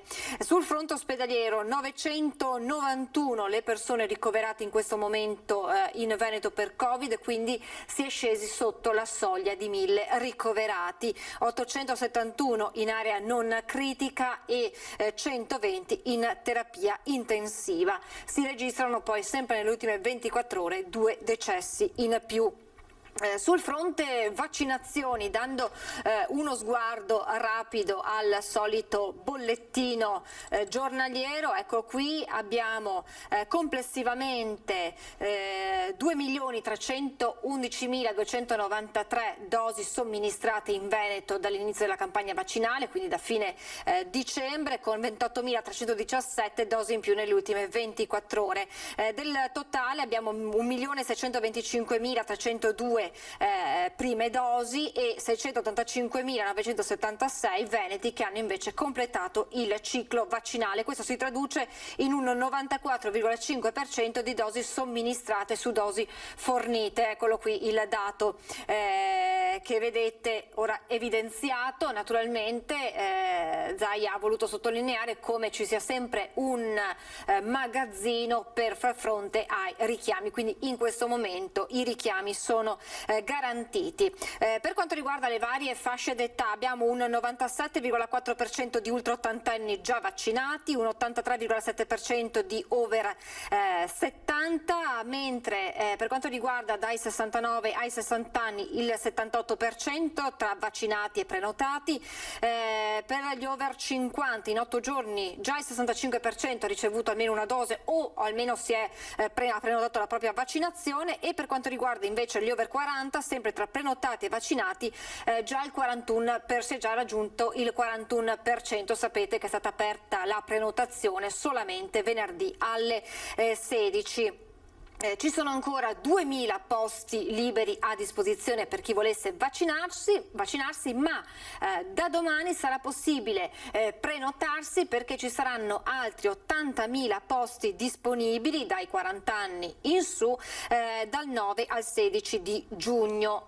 Zaia ha poi detto: se non ci saranno prenotazioni, posti occupati, a quel punto ci sarà un libera tutti, quindi sempre tramite portale, quindi sempre naturalmente con prenotazione, ma si procederà a vaccinare il resto della popolazione, quindi dai 16 anni in su, e questo per non lasciare inattivi i tanti centri vaccinali del Veneto. L'assessore Lanzarin sta poi lavorando per chiudere anche la possibilità di vaccinare gli operatori impegnati nei campi scuola, nei centri estivi, nei GREST, questo anche dopo essersi confrontato con gli organizzatori e anche con le parrocchie che sono coinvolte direttamente in questi servizi estivi.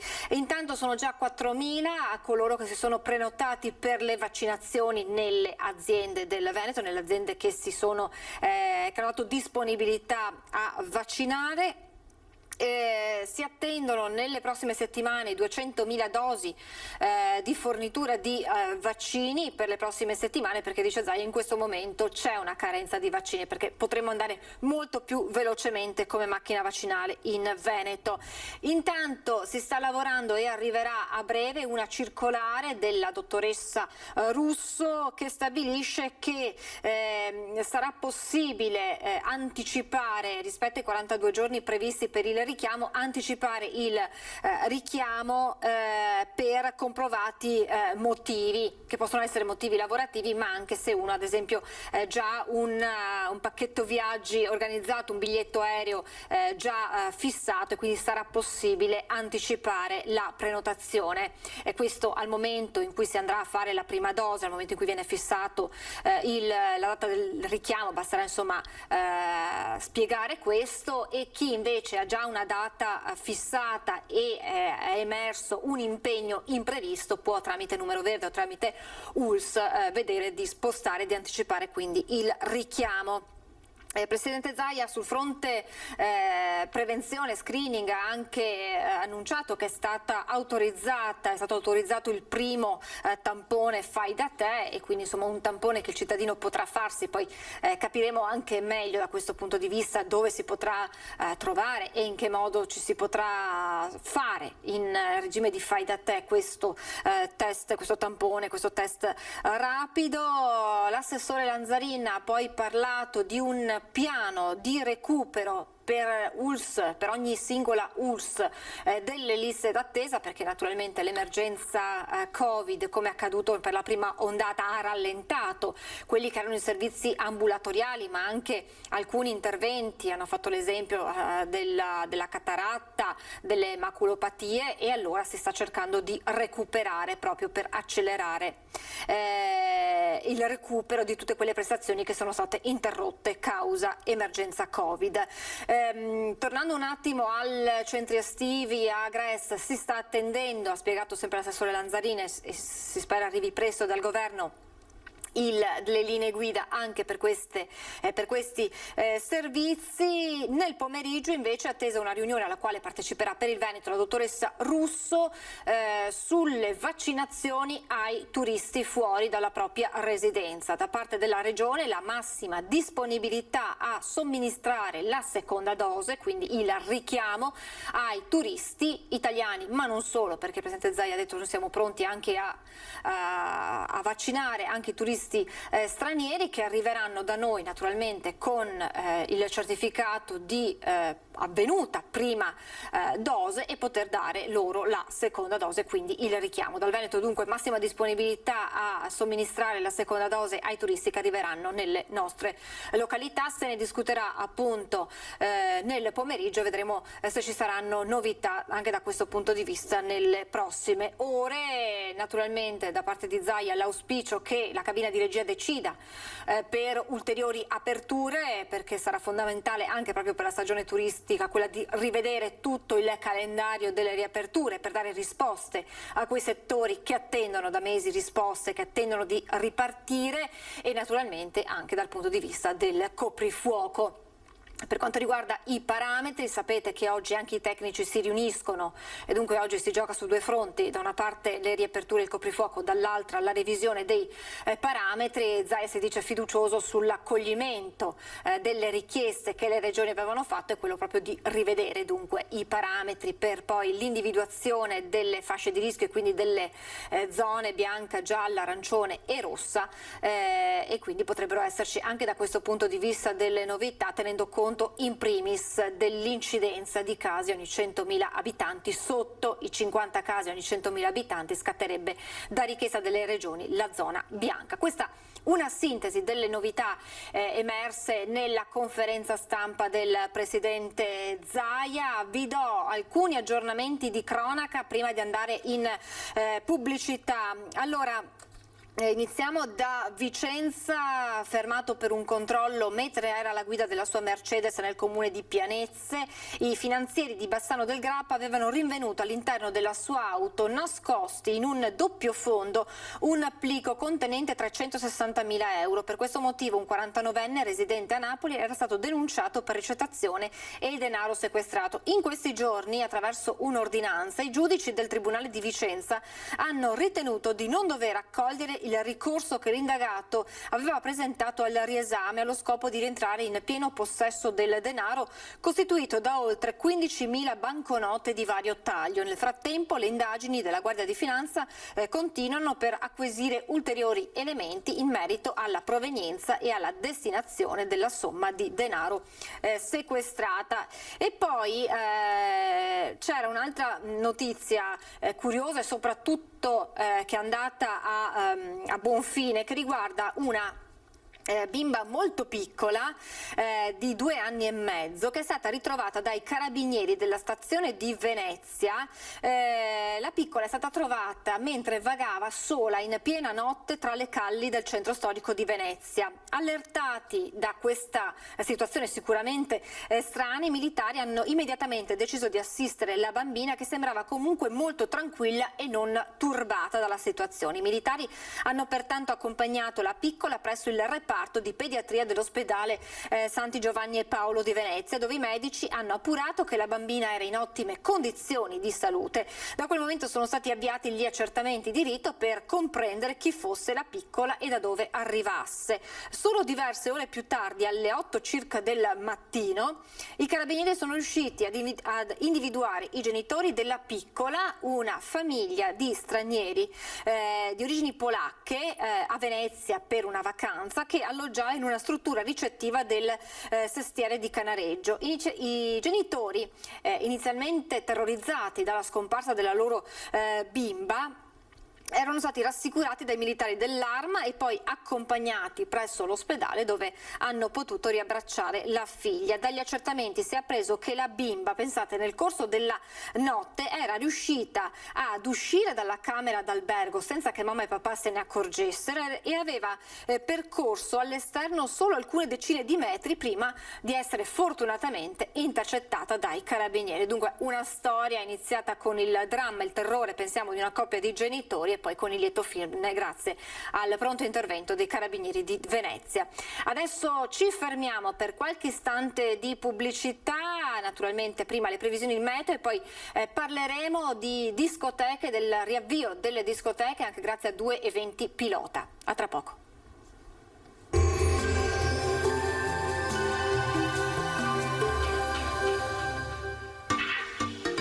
Tremonti, attrezzature e materiale per saldatura professionale a Montebelluna. Bentrovati al meteo. Prevale una circolazione instabile sul nostro territorio. La settimana inizia infatti all'insegna di una diffusa instabilità. Vediamo insieme il dettaglio di lunedì 17 maggio. Sul Veneto un fronte temporalesco interessa le Alpi. La giornata inizierà con il sole, ma verso il pomeriggio andrà aumentando la nuvolosità, specie sui settori montuosi dove inizierà a piovere e i fenomeni potrebbero via via interessare anche le aree di pianura. Temperature stazionarie minime tra 8 e 12 gradi, valori massimi oscillanti invece tra i 17 e i 23 gradi all'incirca. Ci spostiamo ora sul Friuli Venezia Giulia, anche qui la giornata risulterà come vediamo perturbata, molte piogge, ma non mancherà anche qualche pausa più asciutta. Temperature minime tra 7 e 12 gradi, massime sui 18-19 gradi. Infine ci spostiamo sul Trentino Alto Adige, anche qui sarà per lo più soleggiato nel corso della mattinata, a seguire occasionali acquazzoni. Temperature minime intorno agli 8 gradi, massime sui 23 all'incirca. Dal meteo di Antenna 3 per ora è tutto, grazie per l'attenzione, arrivederci al prossimo aggiornamento.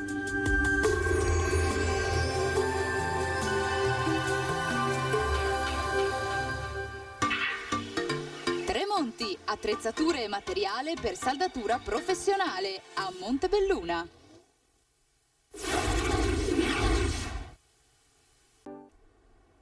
Siamo tornati in diretta, come anticipato prima della pubblicità parliamo di un settore legato in qualche modo anche all'estate, se vogliamo, ma non solo, che scalpita per riaprire. Ne ha parlato prima anche il presidente Zaia, ed è quello il mondo delle discoteche. Zaia ha detto fatele aprire, poi mettetele alla prova, parlando poi tra l'altro anche di altri settori come quello degli spettacoli viaggianti, che ha detto meritano di essere presi in considerazione e meritano delle risposte. Vedremo se arriveranno proprio queste risposte dalla cabina di regia in programma oggi. Allora parliamo proprio del mondo delle discoteche con Giannino Venerandi, vicepresidente Silba regionale. Buongiorno, ben ritrovato. Buongiorno a tutti.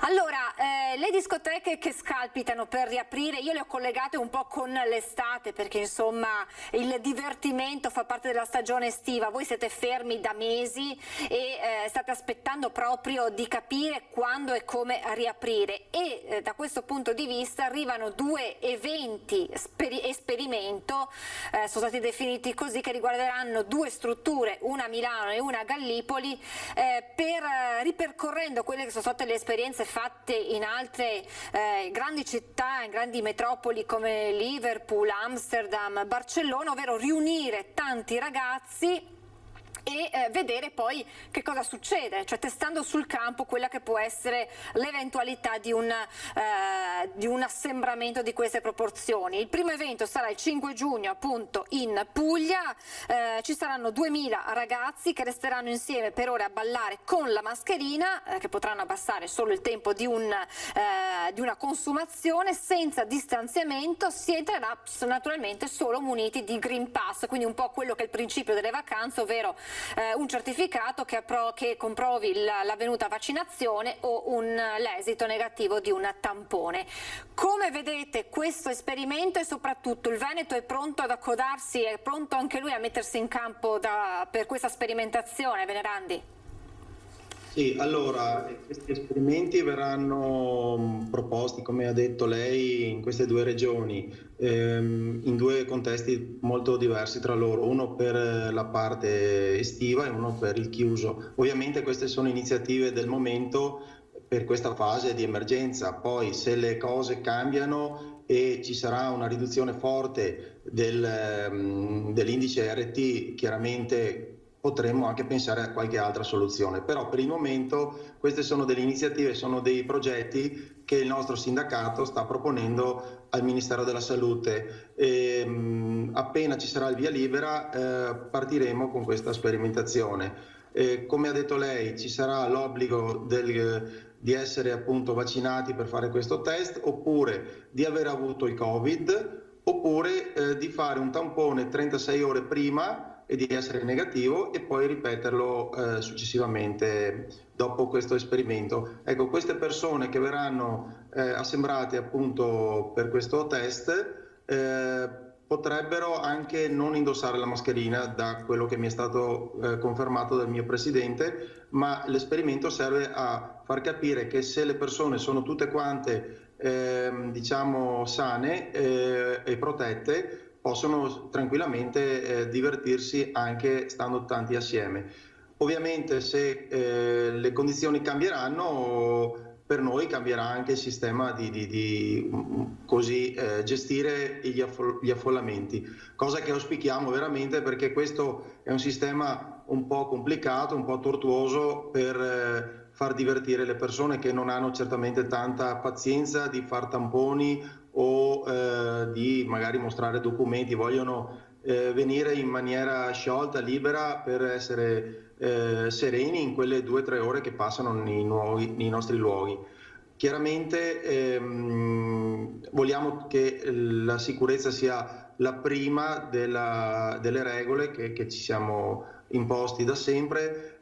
Anche quando abbiamo cercato l'altro anno di aprire, siamo stati sicuramente attenti a quello che si poteva fare, però ovviamente gli assembramenti non sono facili da gestire.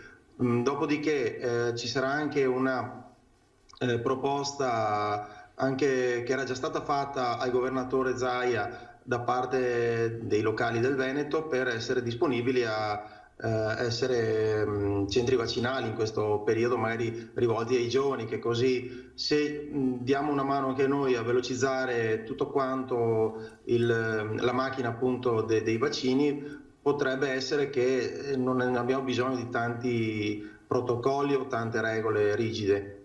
Ecco, allora, da questo punto di vista è una proposta che è arrivata appunto dal mondo delle discoteche, quello di aprire i propri spazi ai ragazzi per le vaccinazioni. Dal Veneto, dal SIL regionale, come pensate, che proposta farete al Presidente Zaia e come pensate potrebbe avvenire questo? Beh, allora, il Presidente mi aveva comunicato che se c'era l'esigenza ci avrebbe eventualmente convocati, anche perché ci eravamo resi disponibili già all'inizio dell'anno.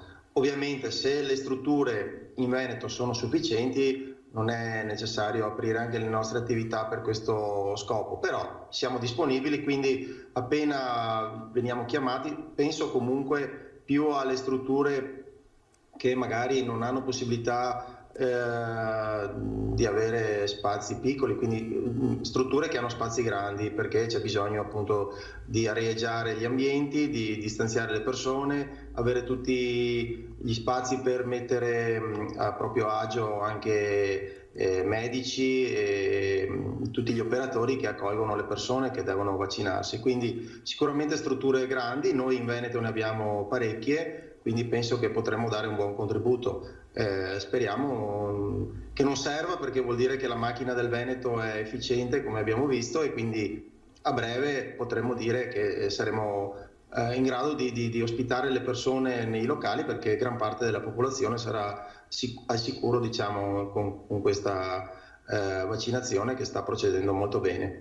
Diciamo che quello di vaccinarsi in discoteca potrebbe essere un incentivo per avvicinare i più giovani alla vaccinazione, essendo stata finora la fascia d'età, almeno finora, perché insomma sappiamo come adesso, essendo quella più scoperta dalla vaccinazione, sia anche quella che più viene colpita dal Covid, però potrebbe essere quella che più si tiene lontana dalla vaccinazione, perché vede il virus non così pericoloso per la propria età, però l'idea di fare il vaccino in discoteca potrebbe essere proprio uno strumento per portare un numero importante di ragazze a vaccinarsi, per arrivare poi a quell'immunità di gregge che il Presidente Zaia ha detto si potrà raggiungere solo anche quando i giovanissimi saranno coperti dall'immunità.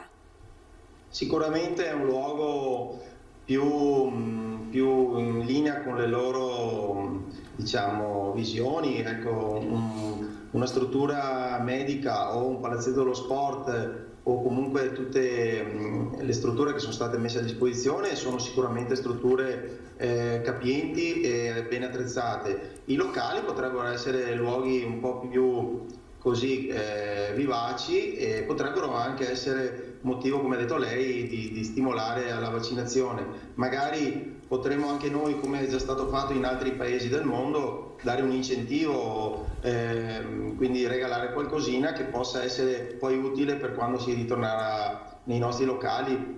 Adesso la butto lì così, mi viene da pensare a un ingresso gratuito per chi potrà vaccinarsi nei nostri locali o altre formule di agevolazioni. Quindi sicuramente una disponibilità nostra, perché pensiamo sia giusto darla e quindi saremo pronti anche a questo impegno che serve ad aiutare a superare questo momento difficile. Ricordo che come strutture le discoteche o locali di intrattenimento, come spesso io ricordo, sono stati disponibili anche per il passato per tantissime altre campagne, sia di sensibilizzazione a non esagerare con l'abuso dell'alcol piuttosto che con le droghe, a stare attenti a quando si esce dai locali, non quindi guidare in stato di ebbrezza. E poi abbiamo fatto anche tante manifestazioni per raccolte fondi, mi viene da ricordare per le alluvioni della Sardegna piuttosto che il terremoto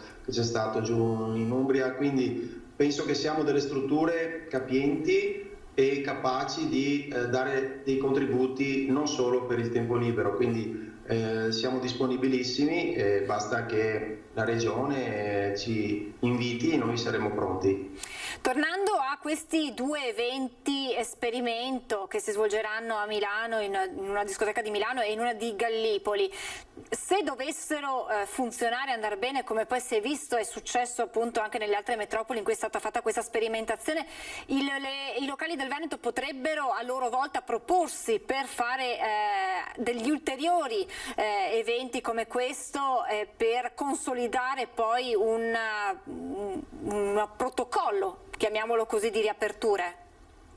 Ma sicuramente, come le ho detto, siamo disponibili a qualsiasi forma di contributo per poter rimettere in moto anche il nostro settore, che ricordo è fermo dal 23 di febbraio dell'anno scorso, tranne una piccola pausa di un mese e mezzo d'estate l'anno scorso per alcuni dei locali che chiaramente sono stati oltretutto anche motivo di critiche inopportune secondo me. Comunque saremo pronti anche a noi a questo test, però penso sarà sufficiente in questi due contesti, uno in Puglia dove c'è una bella stagione sicuramente già da qualche settimana, a Milano in un contesto al chiuso, quindi che fa parte proprio di quei locali che sono tipici dei locali invernali, quindi sono due test molto significativi, anche perché ora che si fa il test, ora che si vede il risultato, comunque passa del tempo, penso che in quel momento non serve più fare test, penso sia utile riaprire eventualmente, magari con queste formule che ci potranno dare la possibilità di ricominciare anche noi a rimettere in mostra le nostre attività, anche perché stando troppo fermi già siamo in difficoltà, e non lo ripeto come ho già detto in altre occasioni, a livello economico, ma siamo anche in difficoltà per riorganizzarle le strutture, il personale è difficile poi reperirlo e ripartire in maniera organizzata come eravamo prima della pandemia, quindi c'è un lavoro importante da fare, ma non è che lo possiamo fare troppo presto se non abbiamo delle prospettive chiare, quindi appena ci sarà la possibilità di rimetterci anche noi in pista, riorganizzeremo tutto quello che dobbiamo per poter ripartire. Diciamo che i test sono sufficienti, quelli che abbiamo visto all'estero, quelli che faremo qui in Italia, e poi dovremo partire subito senza più esitare anche noi. Quindi potrebbe essere, così ragioniamo a voce alta su quello che potrebbe essere la riapertura per un certo periodo, fino a quando non ci sarà una situazione più consolidata dal punto di vista dei contagi e naturalmente delle vaccinazioni, degli ingressi così come questa sperimentazione, quindi con mascherina, con un pass, chiamiamolo così, e dopodiché cosa potrebbe accadere nel pieno dell'estate dall'idea che vi state facendo voi addetti ai lavori, Venerandi? Beh, guardi, già è capitata l'anno scorso con l'apertura appunto di quasi tutto, però l'altro anno avevamo non questa arma di difesa, quindi il vaccino. L'altro anno è successo che, come adesso stiamo notando, ci si muove liberamente nel tempo libero, quasi nella normalità. Abbiamo visto gli episodi di Milano, abbiamo visto comunque i centri abitati delle grandi città, abbiamo visto i viali dei lungomare, cioè la gente si sta muovendo un po' in tutti i contesti. Come dire, noi siamo l'unico, come lo sport e i concerti o altri eventi diciamo più privati, che non possono operare, però non capiamo la differenza, lo ribadisco ancora, quale sia tra le persone che sono in spiaggia, per esempio d'estate, magari sotto i chioschi o in spiaggia vicini tra di loro, non hanno mascherine, parlano, urlano, giocano, cantano e anche ballano, e lì non c'è nessun tipo di controllo come potrebbe essere nei locali. Noi abbiamo del personale preparato, abbiamo delle capienze da rispettare, abbiamo il personale protetto, abbiamo gli strumenti di sanificazione, quindi saremo sicuramente un luogo di aggregazione, ma un po' più controllato, cosa che non mi sembra di vedere in contesti all'aperto, e quindi anche noi potendo operare all'aperto penso che potremo operare subito tra giugno e luglio, secondo me. Poi per quanto riguarda l'autunno, come mi auspico, le vaccinazioni della gran parte della popolazione la raggiungeremo tra agosto e settembre, quindi vorrei poter riaprire il mio e tutti gli altri locali d'Italia già da, per dire, fine settembre. Sarebbe una data e un periodo ottimale per noi, chiaramente con le persone protette, sia quelle più fragili ma anche le più giovani, perché come abbiamo detto siamo disponibili a dare una mano perché anche loro si vaccinino, e penso che lo faranno anche loro, perché ne va della loro salute e quella degli altri, ma anche del loro tempo libero, che se no viene compromesso. Esistono già delle linee guida per le riaperture dei vostri locali?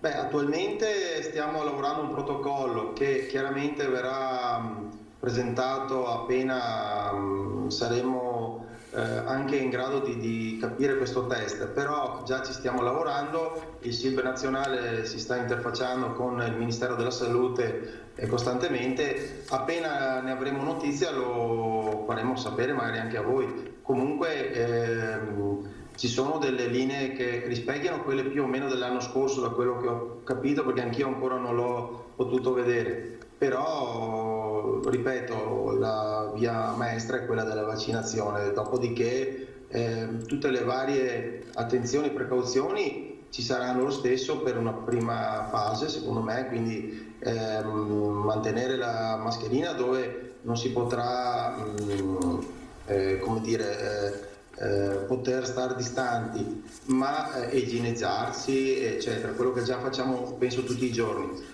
ma per il resto penso che potremo stare un po' più sereni rispetto all'anno scorso. Quindi insomma il vostro augurio è quello di riaprire almeno in questi primi mesi estivi con le strutture all'aperto, per poi man mano, con anche l'avanzare della campagna vaccinale, quindi di una copertura vaccinale, al chiuso. Questo con l'obiettivo di non chiudere più però. Guardi, questo è l'obiettivo di qualsiasi attività. Aprire e chiudere, come è già stato fatto, crea un doppio danno, perché noi abbiamo dei costi a preparare le strutture come altre attività che sono ferme da mesi, per noi ormai da più di un anno. Riprepararle vuol dire un grandissimo lavoro e grandi costi. Dopodiché, se ci viene imposta la chiusura di nuovo, io non so con questi costi come andiamo a sistemare le nostre poi difficoltà. Lo Stato purtroppo non ci è venuto tanto incontro. Io voglio anche sottolineare che se qualche gestore, diciamo, può essere più fortunato, ma la stragrande maggioranza dei gestori sono persone che hanno investito una vita intera nelle loro attività, nei loro locali, e non certamente si sono arricchiti come qualcuno pensa in maniera strepitosa. Anzi, siamo sempre a combattere giorno per giorno anche noi, perché bisogna stare al passo con i tempi. I costi di gestione sono altissimi, come per tutte le attività, e non è facile competere poi oggigiorno con tante altre forme di attrattiva che adesso non vi elenco, ma noi come luoghi di intrattenimento non siamo più al primo posto o tra i primi posti per passare il weekend come lo era negli anni 80-90. Oggi ci confrontiamo con tantissime realtà e quindi è diventata dura già in fase pre-Covid, figuriamoci adesso, quindi avremo sicuramente un periodo non facile, però penso che abbiamo una grandissima voglia di ridare vita ai nostri spazi, far di nuovo ripartire i nostri locali e ritrovare tutti quanti i nostri clienti che poi ci chiamano, quelli più affezionati, e ci, come dire, non dico torturano perché è un brutto termine, però continuano a insistere su quando potremo riaprire, ma chiaramente non dipende da noi, ma dipende dalle autorità.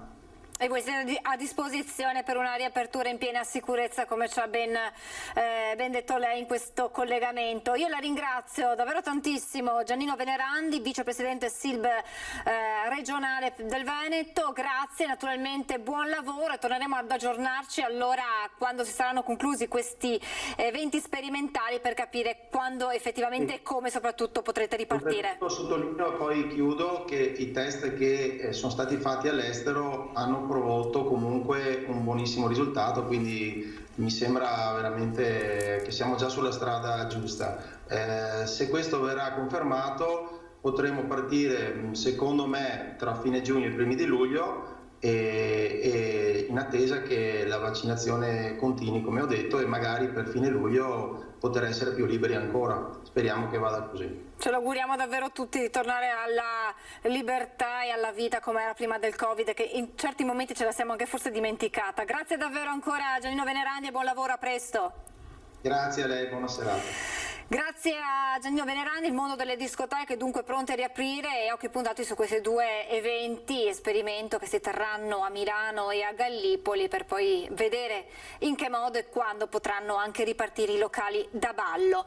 Questo è un altro settore. Vi do, prima di salutare il mio prossimo ospite, una notizia di servizio che riguarda le ULSS, il Trevigiano in questo caso, perché l'ULSS 2 comunica che martedì 18 e mercoledì 19 maggio gli ambulatori dei medici di medicina generale che aderiscono alla campagna vaccinale resteranno chiusi, visto che i medici saranno impegnati nell'attività vaccinale degli over 80. nelle date su indicate gli assistiti potranno far riferimento anche nelle ore diurne al servizio di guardia medica. Quello che era accaduto per le prime dosi con l'intervento dei medici di medicina generale nei centri vaccinali, ma anche e soprattutto per i pazienti allettati, quindi con le vaccinazioni a domicilio, succede anche adesso per le seconde dosi per i richiami, e quindi ambulatori chiusi il 18 e il 19 maggio, naturalmente gli ambulatori i cui medici di medicina generale aderiscono alla campagna vaccinale anti-Covid. Saluto e ringrazio per essere con noi. Buongiorno ad Adriano Bordignon, direttore del Centro della Famiglia di Treviso. Ben ritrovato, direttore. Buongiorno a lei e a tutti gli spettatori. Allora, con lei è doveroso partire da quanto accaduto agli Stati Generali della natalità qualche giorno fa, a cui hanno preso parte sia il Premier Draghi che Papa Francesco, e dove si è evidenziato quanto mai come il nostro paese invecchi sempre di più, come si facciano sempre meno figli. Alcuni dati che mi sono indicati, che ha riportato proprio il Premier Draghi nel suo discorso: nel 2020 sono nati solo 404.000 bambini, il numero più basso dall'Unità d'Italia e quasi il 30% in meno rispetto a 10 anni fa. Sempre nel 2020 la differenza tra nascite e morti ha toccato un record negativo, 340.000 persone in meno. Oggi metà degli italiani ha almeno 47 anni, l'età mediana più alta d'Europa. Un quadro pesante, Bordignon, al punto che sia il Premier Draghi che Papa Francesco hanno detto: senza natalità non c'è futuro per il nostro paese. È proprio così. L'appuntamento di venerdì scorso è stato un momento importante, una pietra miliare che segna un'assunzione di responsabilità di tutto il contesto socio-economico-politico italiano di fronte alla questione nevralgica per il presente e per il futuro del Paese. Questa della demografia e del calo demografico è la nuova questione sociale. Da questo dipende il nostro futuro come territorio, come comunità. Proprio per questo abbiamo convocato come forum delle associazioni familiari tutte le forze del Paese, e in particolare appunto Draghi e il Papa Francesco, i ministri dell'istruzione e della famiglia, ma rappresentanti del mondo dell'impresa, della cultura e dello spettacolo, per mettere questo punto fermo in evidenza. Oggi siamo di fronte a un grave, gelido inverno demografico che procede da tanti anni, ma con il 2020 ha avuto un ulteriore declino, e anzi si deve dire che nei mesi di novembre e dicembre abbiamo già dei segni prodromici per un 2021 ancora peggiore, perché gli effetti culturali, economici e di speranza del Covid hanno avuto evidenza sulle natalità solo in questi mesi. Oggi serve un cambio di passo, è un cambio di passo che coinvolge tutti, perché il tema della natalità non è una questione di pochi sindaci, di qualche associazione familiare, non è questione di demografi, ne va del presente e del futuro del Paese, dei sistemi di welfare, della produttività, dei livelli di consumi, della scuola. Bisogna fare un cambio di passo immediato, per certi aspetti siamo già in ritardo, ma oggi vanno messe in campo scelte coraggiose e determinate da parte di tutti gli attori. Da voi che richieste partono per le istituzioni da mettere in campo con estrema urgenza? Perché insomma sappiamo come il nostro paese ormai da anni si sta invecchiando, una popolazione che invecchia sempre di più, si fanno sempre meno figli, e questa emergenza pandemica non ha assolutamente aiutato. Le prospettive future spesso bloccano famiglie giovani a mettere su famiglia, come si suol dire. Quali interventi da mettere in campo subito? Allora, inizierei sgomberando il campo da ogni rischio di incomprensione. È bene che l'età media italiana si allunghi sempre più e che le persone abbiano una prospettiva di vita sempre più elevata. Sì, assolutamente sì. E in questo senso i servizi per gli anziani, per i nostri nonni, i nostri genitori sono imprescindibili e vanno rafforzati. È chiaro che però devono essere sostenibili. Per far questo serve nuova popolazione, servono nuovi ragazzi, nuovi bambini, nuovi lavoratori nei prossimi anni. Per far questo ci sono delle opportunità, delle strade possono essere percorse, il Presidente di Istat lo ha segnalato. Se aggiungessimo uno 0,6% di nascite nei prossimi 10 anni, faremo un grande passo avanti in termini di sostenibilità per l'economia, per il sociale, per l'ambiente del nostro territorio. Ci sono tante cose in campo che possono essere attivate. Partiamo subito da quella che è la prioritaria, quella che ha più possibilità di correre con esiti positivi, è l'assegno unico. Proprio nei giorni scorsi abbiamo scritto ai 72 parlamentari veneti chiedendo un nuovo slancio di impegno su questa questione, su questa tematica, su questo provvedimento. Era previsto la partenza il 1 di luglio, oggi ci troviamo di fronte a uno scenario che vede lo slittamento al 1 di gennaio per la misura nella sua interezza. Partirà da luglio solo per i figli dei liberi professionisti, degli incapienti e dei disoccupati. Questo è già significativo. È importante che però da gennaio si cominci in modo evidente, chiaro e stabile su questa misura, rafforzando le misure affinché nessuna famiglia ci perda, perché dei calcoli portati avanti in Parlamento segnalano questo. È necessario che questa misura venga anche implementata per avvicinarci ad altri livelli che sono quelli dei paesi europei, ma a fianco a questo il livello dei servizi alla persona, alla famiglia, alla conciliazione dei tempi di lavoro è essenziale. E allora su questo è importante che il Recovery Plan metta risorse anche sul capitale umano e sui servizi di inclusione per la persona, per permettere alle famiglie di scegliere la possibilità di avere un figlio, perché troppe volte questa libertà viene negata alle donne e alle famiglie che in realtà desidererebbero avere di media 2 figli ciascuno e nella realtà si vedono costrette a averne 1,24 in Italia. Possiamo dire che mentre lei parlava stavo pensando a quello che è accaduto durante questi mesi di pandemia con le famiglie che si sono ritrovate a gestire a casa i figli senza naturalmente la possibilità di affidarli alle cure dei nonni, perché sappiamo quanta categoria fragile, e questo ci ha messo di fronte all'assenza di un welfare proprio indirizzato alle famiglie, cioè mancano le strutture, ma anche in tempi normali per favorire il lavoro della mamma e del papà in tranquillità, perché mancano proprio quelle strutture che in altri paesi europei invece vengono messe a disposizione e senza prezzi esorbitanti che spesse volte ci impediscono di usufruirne. Sì, è proprio così.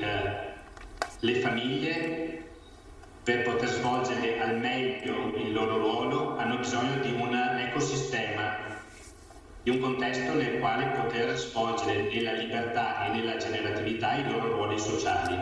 Indubbiamente le previdenze economiche, che non sono però regalie, quali l'assegno unico, sono importanti, ma a fianco di questo vanno messe in campo una serie di servizi territoriali attenti ai bisogni delle famiglie. In epoca Covid abbiamo visto invece troppi provvedimenti che non hanno riconosciuto la soggettività della famiglia, la sua composizione, la necessità di una programmazione con chiusure estemporanee delle scuole che hanno messo in croce i genitori, che secondo me meriterebbero un monumento. A fianco a questo le crisi, le fatiche, le complessità sono aumentate in modo esponenziale e il territorio deve essere in grado di dare delle risposte tempestive, qualificate ed accessibili alle famiglie. Tenete conto che il PIL, la quantità di PIL investita su politiche familiari è la più bassa d'Europa.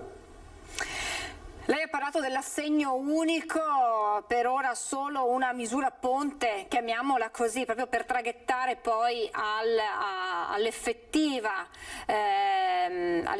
misura messa in campo dal governo, ma sarà necessario che poi questo provvedimento non sia limitato al post pandemia, ma venga poi ripresentato nel corso degli anni proprio come incentivo e come sostegno alle famiglie, non solo legato quindi a questo momento storico. È proprio così, su questo ci rincuora la chiara e netta posizione presa da Draghi l'altro giorno, venerdì, agli Stati Generali della Natalità, nella quale ha confermato che questa diventa una struttura stabile e strutturale per il Paese, che deve essere implementata. Oggi sappiamo che avere un figlio è la seconda causa di impoverimento per una famiglia. Ecco, non dobbiamo più mettere in condizioni le famiglie di scegliere tra una vita sostenibile e avere un figlio. Non dobbiamo più mettere in condizioni le donne di scegliere tra il lavoro e la possibilità di essere madri. E questo perché oggi ancora una volta uno dei perni gravi sui quali dobbiamo lavorare è quello del lavoro femminile, dell'occupazione delle donne e delle ingiustizie che vivono a livello di reddito e di possibilità di fare scelte di vita le donne nel mondo del lavoro. Era necessario arrivare a questi dati così preoccupanti per fare il cambio di passo, Bordignon? Guardi, non era proprio necessario. Purtroppo la tradizione di piangere quando il latte è versato, di rincorrere i buoi quando il recinto è stato spalancato per troppo tempo, ci mettono di fronte a delle evidenze di gravità che però sono una tradizione che viviamo, la vediamo anche con l'ambiente. Certo è che oggi non si può più fare finta di niente. Oggi attorno a questa tematica, come attorno alla questione della sostenibilità dell'ambiente, ci deve essere unità, forze coese e grandi investimenti di risorse, di pensiero, di collaborazione. Fermarsi su questioni ideologiche attorno a questi due poli strategici per il futuro sarebbe miope e irresponsabile. Voi siete a contatto con le famiglie, le accompagnate in tanti aspetti, sotto tanti punti di vista, famiglie che sono provate da questa situazione. Quali sono i riscontri che avete nel colloquio appunto con le famiglie alle prese con la gestione familiari, ma anche con una ripartenza economica? Perché immaginiamo insomma che tra le famiglie che voi, con le quali voi vi interfacciate vi siano tante tipologie di lavoratori. Immaginiamo che ci sia anche chi è impegnato nei settori che ancora devono ripartire o sono ripartiti con fatica. Qual è lo stato d'animo, la preoccupazione per il futuro? Come si guarda anche alle decisioni che il governo si appresta a prendere in queste prossime ore?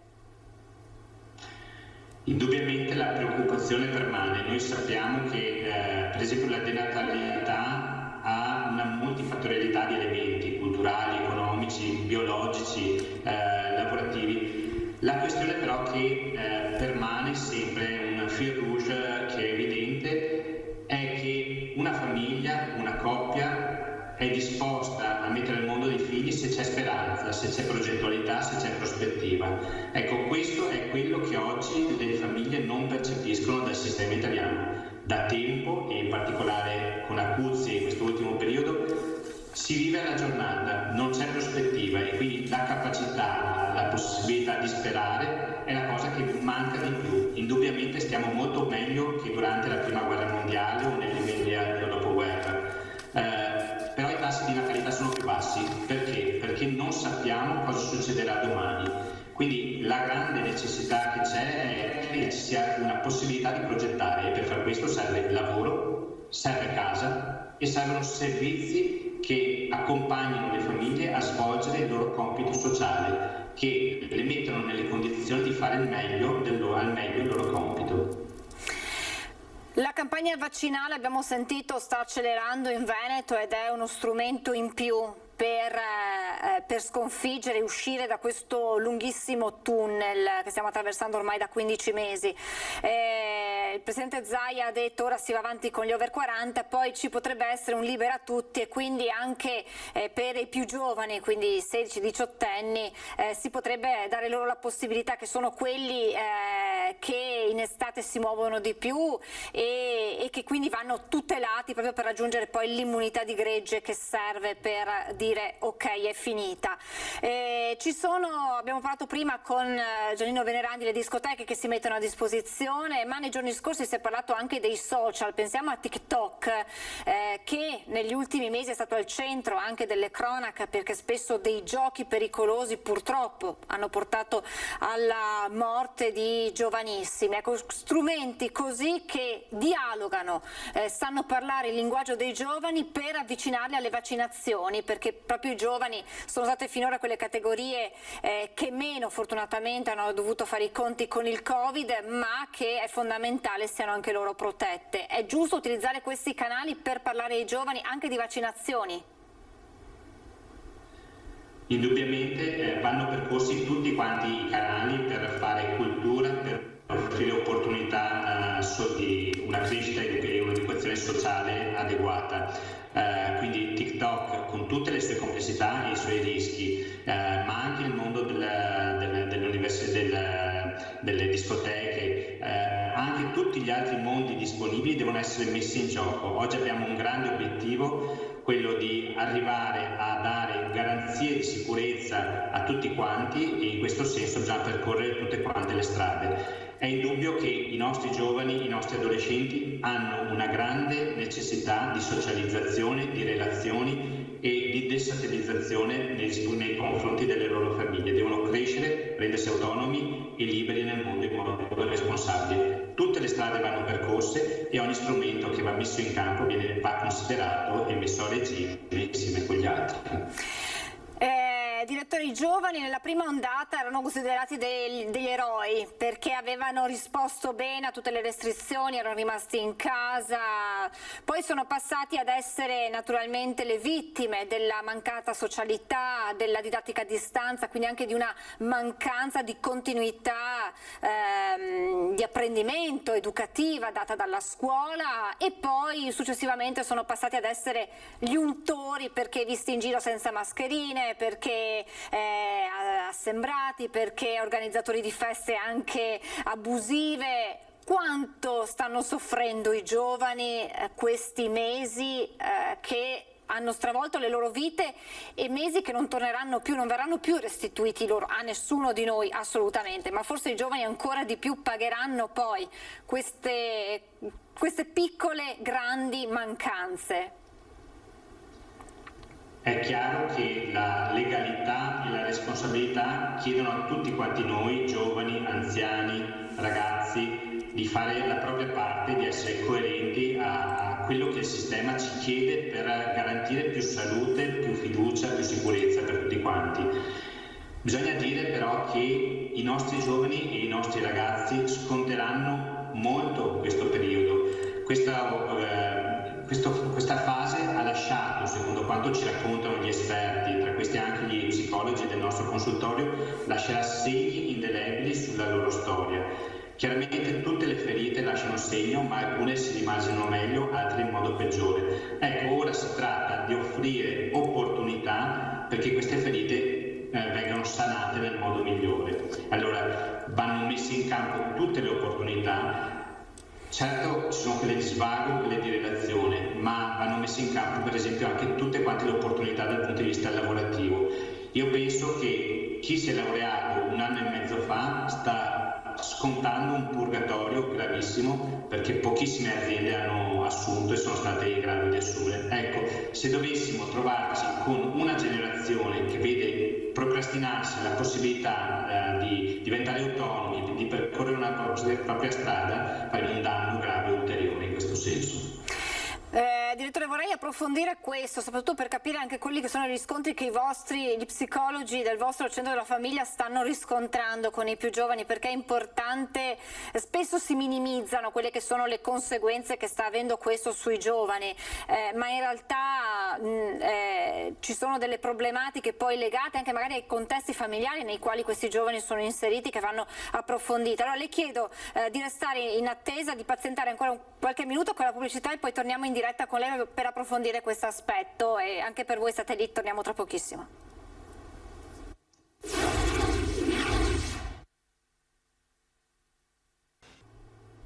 Rieccoci in diretta con Adriano Bordignon, direttore Centro della Famiglia di Treviso. Prima di tornare da lui un'ultimissima ora, leggiamo dal Corriere.it: il governo accelera sulle riaperture, già oggi il Consiglio dei Ministri sul decreto, dunque potrebbero già arrivare nelle prossime ore ulteriori novità sulle riaperture, sul coprifuoco. Leggiamo sempre dal sito del Corriere: centri commerciali nel weekend dal 22 maggio, caffè al bancone dal 1 giugno e matrimoni con Green Pass tra il 15 giugno e il 1 luglio. Questa, da indiscrezioni, sarebbe la roadmap del Premier Draghi. Aspettiamo dunque anche la cabina di regia e poi subito dopo il Consiglio dei Ministri per capire i contenuti di questo nuovo decreto. Bordignon, direttore, lei ci stava parlando appunto di quello che vi riportano gli psicologi nel confronto con i giovani dopo questi mesi di pandemia. Che cosa emerge? Quali sono i disagi, le difficoltà? Allora, le difficoltà sono plurime e differenziate. La cosa però emergente è che i contesti differenziati rispetto a quelli della famiglia sono degli elementi fondamentali per la crescita delle persone e dei ragazzi, e questa possibilità di crescita tra pari ha subito un arresto nei mesi scorsi. Adesso va rinfocolata e ripresa e va accompagnata. C'è stata una parte di ragazzi che hanno cominciato, tra i preadolescenti e gli adolescenti, a preferire delle relazioni a distanza, online, virtuali, rispetto a quelle in presenza, più sfidanti e più complesse. È indubbio che oggi per i nostri ragazzi si vive di questo e di quello, ma uno spostamento eccessivo sulla parte virtuale diventa complicato. I timori sul futuro, le difficoltà a scegliere i percorsi di vita prossimi e venturi, le scuole, i cambi di scuola, gli orientamenti professionali sono tra queste difficoltà emergenti. Poi bisogna anche dire che in molte famiglie l'epoca del Covid ha comportato una restrizione della rete relazionale e un convivere molto più assieme in modo intenso. Ecco, laddove c'erano delle complessità, delle difficoltà, delle fragilità, queste sono emerse con evidenti effetti su tutti i componenti, in particolare sui minori. A proposito di famiglia, Veneto, una comunità a misura di famiglia, il progetto che voi come Centro della Famiglia e ANCI state portando avanti, avete creato proprio per coinvolgere le istituzioni locali per essere più vicini alle famiglie in questo momento così delicato. Come si sviluppa e in che cosa consiste questo progetto? Sì, si tratta di una scelta strategica, in attesa che i livelli superiori operino delle scelte per le politiche familiari e per la natalità. Siamo partiti dal basso, dal territorio. L'associazionismo familiare, insieme ai rappresentanti delle istituzioni più vicine ai cittadini, cioè i nostri sindaci, gli assessori, abbiamo messo in piedi un percorso formativo affinché questo nostro territorio sia sempre più a misura di famiglie, attrattivo, accogliente da tutti i punti di vista. Per fare questo quindi serve coraggio, serve programmazione, serve progettazione, unità, ma serve anche formazione. E allora abbiamo impostato un percorso di formazione con 3 webinar, partirà proprio domani, è ancora possibile iscriversi, rivolto primariamente agli amministratori, ma anche a tutti quelli che si occupano di bene comune, di cura della comunità, che mette in fila degli strumenti per capire cosa sono le politiche familiari, differenziarle dalle politiche sociali tout court o dalle politiche familiari di lotta alla povertà, e dà degli strumenti di scelta. Qui interverranno il presidente di Istat Langiardo, professori di alto profilo delle diverse università del territorio italiano, economisti, interverrà anche l'assessore Lanzarini e il ministro Bonetti. Insomma, un programma eccezionale, ci dicono, che anche altri territori regionali stanno visionando per vedere una ripetibilità. Si tratta di mettere in campo tutte le forze migliori, politica, impresa, sindacato, cittadini e terzo settore, perché serve un vero cambio di paradigma che mette in campo economie, risorse, progettazione e anche livelli di servizi più appropriati alle necessità emergenti. A livello nazionale e a livello locale la famiglia torna al centro? È proprio così. Oggi sembra che stiamo in un'epoca in cui il tema famiglia non è più vittima di strumentalizzazioni propedeutiche alle elezioni, né di utilizzazioni polarizzate di una parte contro l'altra. La famiglia è di tutti, e questo ce lo dimostra l'approvazione dell'assegno unico alla Camera e al Senato all'unanimità, l'approvazione della legge regionale sulla famiglia e la natalità all'unanimità. Oggi serve un cambio di passo perché le condizioni ci sono tutte, l'unione, e ci sono anche le risorse, perché il Recovery Plan può darci tante possibilità per fare investimento, e quindi investimento sul futuro, giovani, donne e nuove generazioni. Grazie davvero a Adriano Bordignon, direttore del Centro della Famiglia di Treviso, grazie per il suo intervento e naturalmente buon lavoro, e torneremo ad aggiornarci presto anche con lei. Grazie davvero. Grazie mille. questo è lo stato di salute della famiglia che torna al centro dell'attenzione della politica nazionale e locale, come deve essere, perché c'è bisogno davvero di concentrarsi, di dare una mano, di aiutare le famiglie a crescere, e c'è bisogno anche di dare una mano ai più giovani a far figli per un'Italia che guardi al futuro, come ha detto il Premier Draghi e anche Papa Francesco in occasione degli Stati Generali della natalità. Vi do qualche aggiornamento di cronaca, partiamo dal Padovano. Con il giovane marocchino che lo scorso settembre aveva tentato di estorcere del denaro al parroco di Rustega di Campo San Piero, il giovane ha patteggiato. 2 anni e 4 mesi, questo è il risultato del patteggiamento per il giovane marocchino che lo scorso autunno aveva tentato di estorcere del denaro all'allora parroco di Rustega di Campo San Piero, un presunto sexy ricatto secondo gli investigatori dei carabinieri che avevano arrestato lo straniero al termine di un blitz, una vicenda dolorosa che aveva portato dei cambiamenti anche nell'ambito della comunità, con il trasferimento del sacerdote e l'affidamento della parrocchia a un nuovo prelato deciso dal vescovo della diocesi di Treviso. E poi c'è una doppia operazione dei carabinieri, del Comando Provinciale dei Carabinieri di Treviso nell'ambito del contrasto alla diffusione di stupefacenti. Si segnalano 2 attività di polizia giudiziaria portate a termine nel fine settimana appena trascorso dalle compagnie di Treviso e Vittorio Veneto. Sabato scorso a Treviso è stato arrestato un 17enne sul quale si erano orientate le attenzioni dei militari dell'Arma in merito al furto di una bicicletta accaduto ai danni di un 59enne di Casier. Dopo le perquisizioni domiciliari delegata dall'autorità giudiziaria dei minori, il giovane veniva trovato in possesso di 3 piante e 78 grammi di marijuana suddivise in dosi, quasi 200 euro in contanti, somma che era ritenuta provento dell'illecita attività, e ancora un kit completo per la coltivazione e lo smercio dello stupefacente. Nella circostanza venivano rinvenute in possesso del giovane 5 biciclette di provenienza illecita, nonché altro materiale di interesse investigativo, verosimilmente utilizzato per la commissione di furti in abitazione. Al termine delle formalità di rito il giovane è stato posto agli arresti domiciliari e a suo carico ora pendono le accuse di ricettazione e produzione e detenzione di stupefacenti. Sempre un altro minorenne, sempre un altro 17enne, questa volta con residenza nel Vittoriese, è stato sorpreso in atteggiamenti sospetti dai militari dell'Arma nella tarda serata di domenica mentre camminava a piedi in centro a Cordignano durante l'orario notturno, nonostante il coprifuoco.